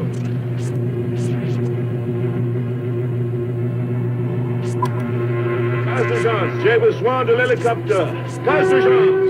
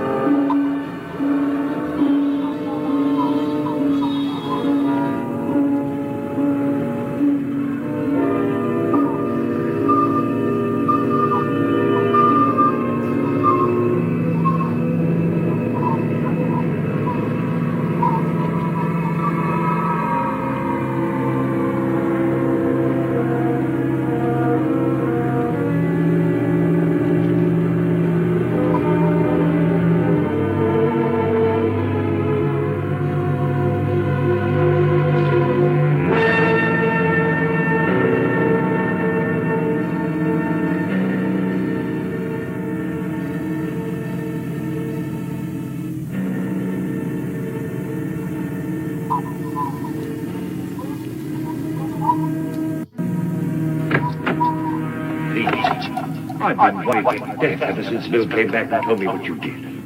I know, I'm sorry. Yesterday was bad enough. But this last thing, bailing out of the mountains like that. You want to know why? The reason I headed for that mountain? The reason I bailed out? I saw something in the plane. A reflection in the windshield. The reflection of a man's face. What do you mean? This face. That's right, Wally Huttner. And I heard his voice. It was hypnotic. It made me do what I did. All right, don't believe me. But it made me take a heading of 135. Oh, Pete, for the love of... Oh, wait a minute, let me finish. He made me bail out. And I found something. The wreck of a B-17 with one of these on it. And inside I found this. Parachute. A parachute. With a serial number on it. 01636184. Do I have to tell you whose chute this is? No, of course not. It's yours. Here, look at it. Look at the holes. 4, 5, 6 of them. Bullet holes. Well, you don't understand. You see, you told me that you were in that plane alone. Everybody else had bailed out. Dad, a man died in that crash. Carlo Manzetti. No. Carlo Manzetti was Wally. Wally Huffner? Carlo Manzetti was his cover identity. He was an intelligence agent? Yeah. We were supposed to drop him near Torino and up in... But it's incredible. How did you find that ship? I told you that. The point is this. You told me that you brought that ship down safely. Now, you couldn't have, not in that little valley. No. Don't you see? All these things just don't add up to what you told me last night. Last night, I was trying to protect you. Protect me? From further reasons for doubting yourself. My own uncertainties. What have your uncertainties got to do with me? You think that I took Wally's parachute. Saved my own neck at the expense of his life. Well, it's true. You took somebody's parachute. Yes, it was Wally's. The ship had been hit and he was badly hurt. But not dead. No. I killed him. You what? We were over enemy territory. He had orders not to be taken by the Wehrmacht. In his breast pocket, he had a capsule. He insisted that I give it to him. And you did? The plane was losing altitude. We were drifting in fast over those mountains. There was very little time to think. Oh, I had so many doubts and uncertainties. I even filed a false report with the OSS, saying it had been hit by flak. What do you mean, doubts? Maybe I should have tried harder to get Wally out of that plane.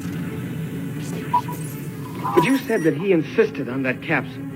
Yes, but why?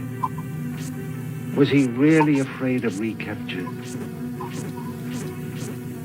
Or was he sacrificing himself for me? He was capable of that. Dad, that Italian parachute that they gave Wally, that would only hold one person, right? Yes, and he should have had it. But he couldn't even have pulled the rein. Not wounded the way he was.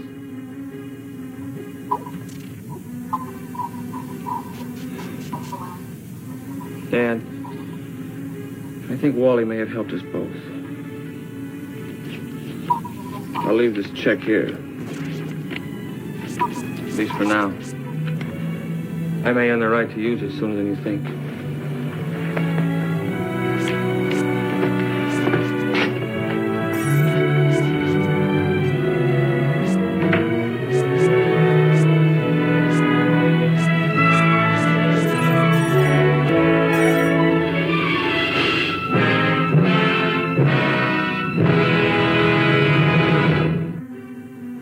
So far as Pete Wade Jr. is concerned, there's no question about the apparition of Wally Huffner. He saw it. It happened.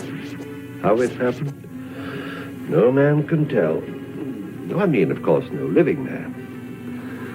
Won't you join me again for another journey into that unknown world that lies behind the veil?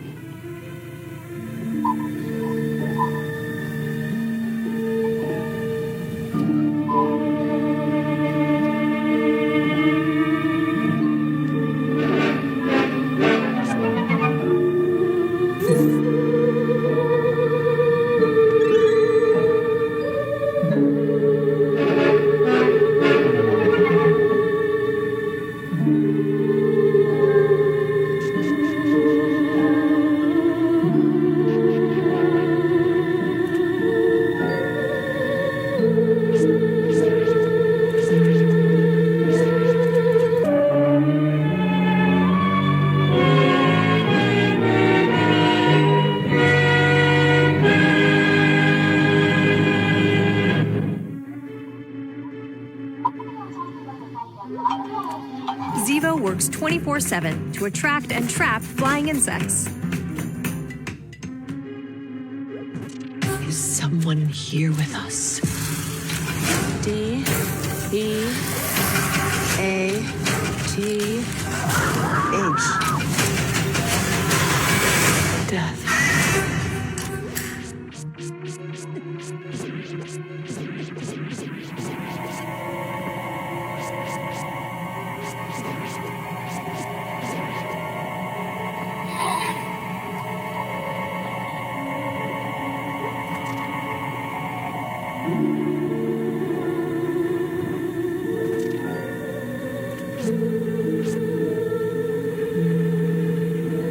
evening. Tonight, I'm going to tell you another strange and unusual story of the unexplainable which lies behind the veil.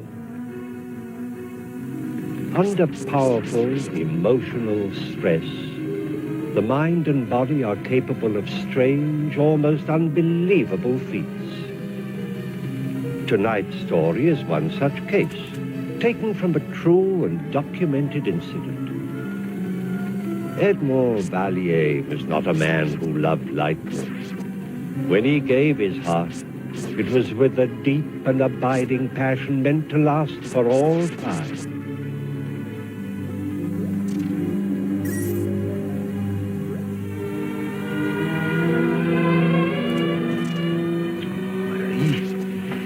What would I do without you?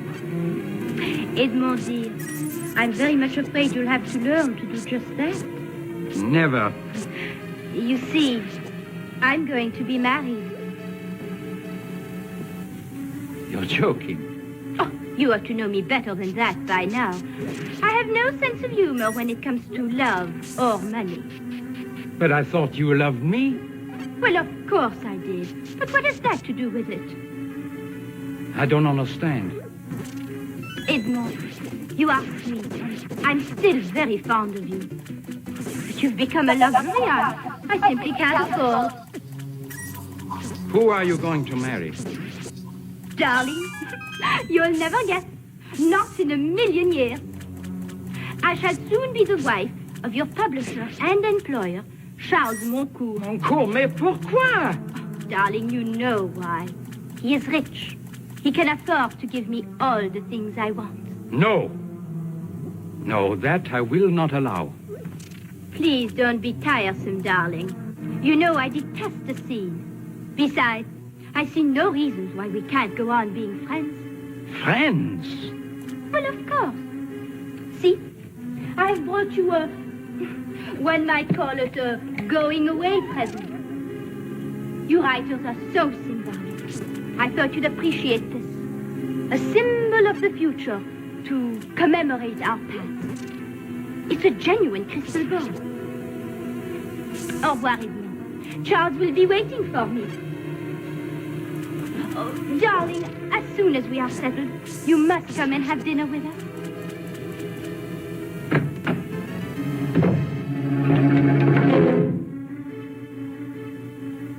One should not destroy a thing of beauty because one despises the giver.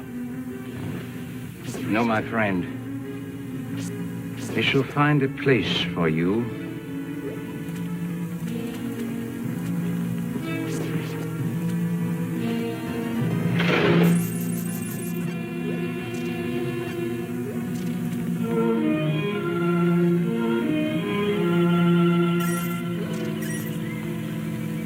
Symbol of the future. Perhaps she's right. Perhaps in the future I will learn to love, not as well, but much more wisely.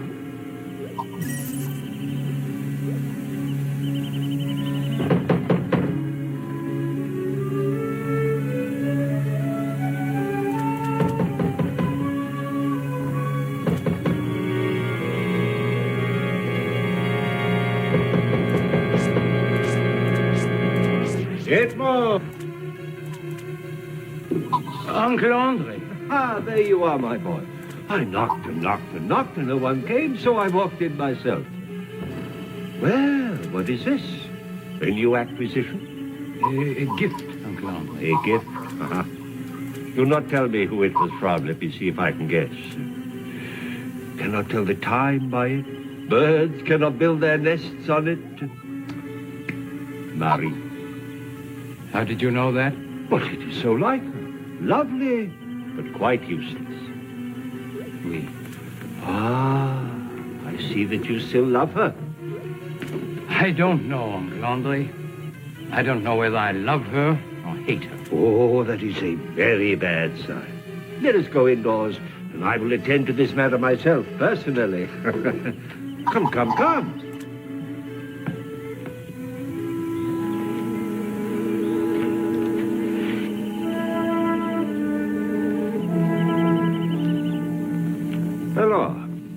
Let me have Marie's letters. How do you know I have any? Oh, mon cher. The value.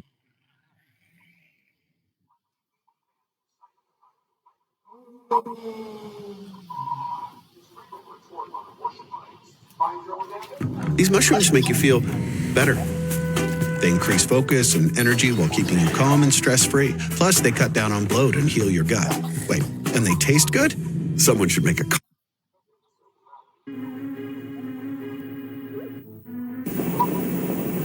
I'm gonna lose my mind. Ken Murray and his sponsor Anheuser-Busch, makers of Budweiser, are glad to relinquish their time tonight so that we may bring you this special telecast of the Jack Benny Show. Ken Murray will be back again as usual next week at this same time.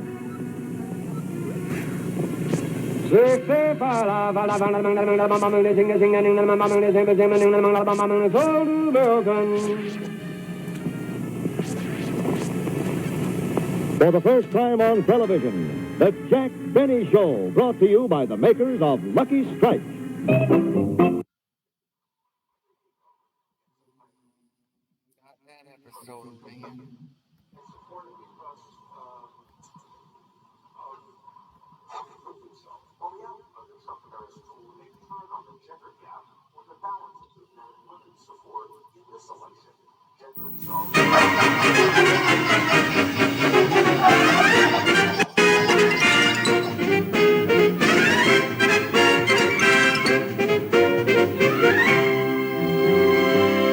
From Hollywood, the Jack Benny Program, with his special guest, Lucille Ball.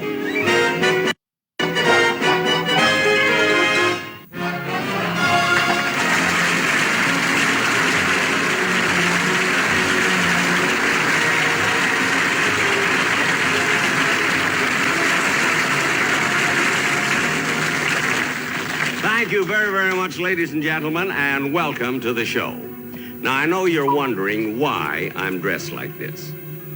Well, when I wear tails, you know it must be important. Right? And as a matter of fact, I've only worn this outfit on 2 other occasions. The first one was when I gave a violin concert in Carnegie Hall. Right? And the second time was when I did a benefit for the DCA. That's the Dry Cleaners Association. I thought I owed it to them, considering the wonderful job they did on this suit after the violin concert.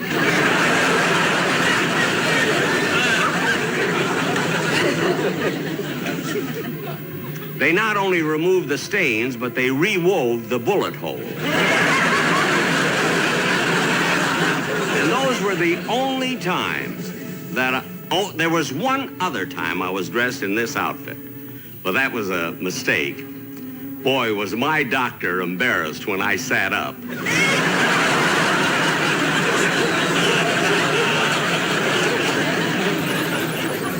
I would have gotten up sooner, but they were, saying such nice things about me. Georgie Jessel still calls me a point killer. And now I'm going to tell you the reason I'm dressed in this formal attire tonight. It's because I have as my guest star someone who has for many years been recognized as the First Lady of television. And I felt it was only proper to receive her with the dignity and the respect that she deserves. And here she is, Miss Lucille Ball.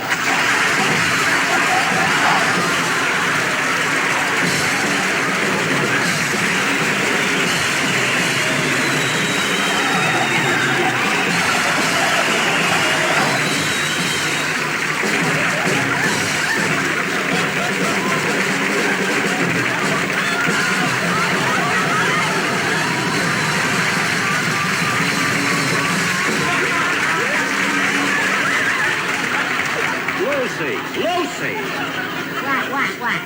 Lucy, what kind of an entrance is that? This is a comedy show, isn't it? Well, yes, but you didn't have to dress this way. You mean I pulled out these teeth for nothing? Lucy, the reason I dress like this is because I figured you'd come out, in a beautiful gown. You mean I did something wrong? Well, it's not that serious. Oh, yes, it is, Jack. It's terrible on me. I should have known better. I didn't know you were a dramatic actor. Lucy, Oh, don't... I feel terrible, Jack. What? I got a lousy laugh and ruined your whole evening. Lucy, please. You hate me. I never hate people. I'm a nice guy. I've always been kind and considerate. Yeah, well, that's what Jessica said the last time you wore that suit.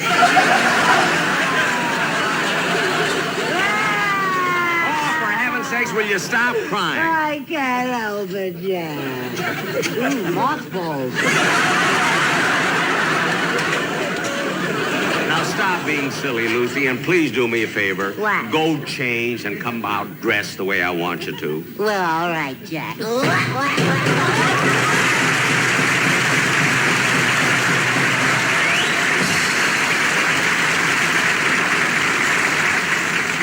For that, I got dressed like this. What a nut. Well, it'll take her a few minutes to change. So in order to fill in the time, I'm going to tell you one of the funniest stories. I think it is one of the funniest stories I've ever heard. As a matter of fact, it was told to me this afternoon by the man who operates the sound boom. That fella right over there. Charlie, do you mind if I tell that story you told me today? Oh, no, Mr. Bennett. Go right ahead. Thank you. Well, it seems there was a woman who was riding on a bus in Dublin, you see, and she was sitting there with her baby in her arms, and there was a man sitting beside her. What? The man wasn't sitting beside her. He just got on the bus. Oh, that's right. And it wasn't in Dublin. It was London. Well, anyway, this fella got on, and he kept looking at this woman with her ugly baby. And finally he said to her, "Madam, I hate to tell you this, but you have the ugliest baby I have ever seen." Well, naturally, the woman was very upset at a thing like that, so she got off the bus. No. The woman was very upset at a thing like that, so she got off the bus.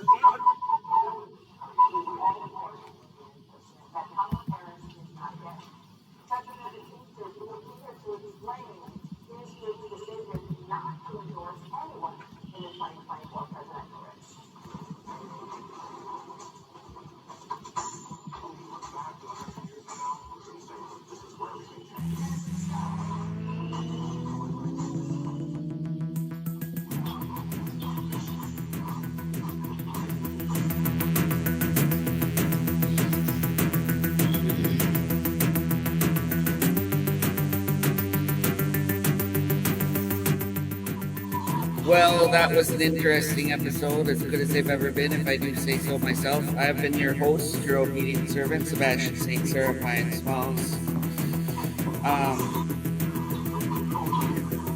You can always call me Bennett. Thanks so much for swinging by. And catch you guys on the flip side.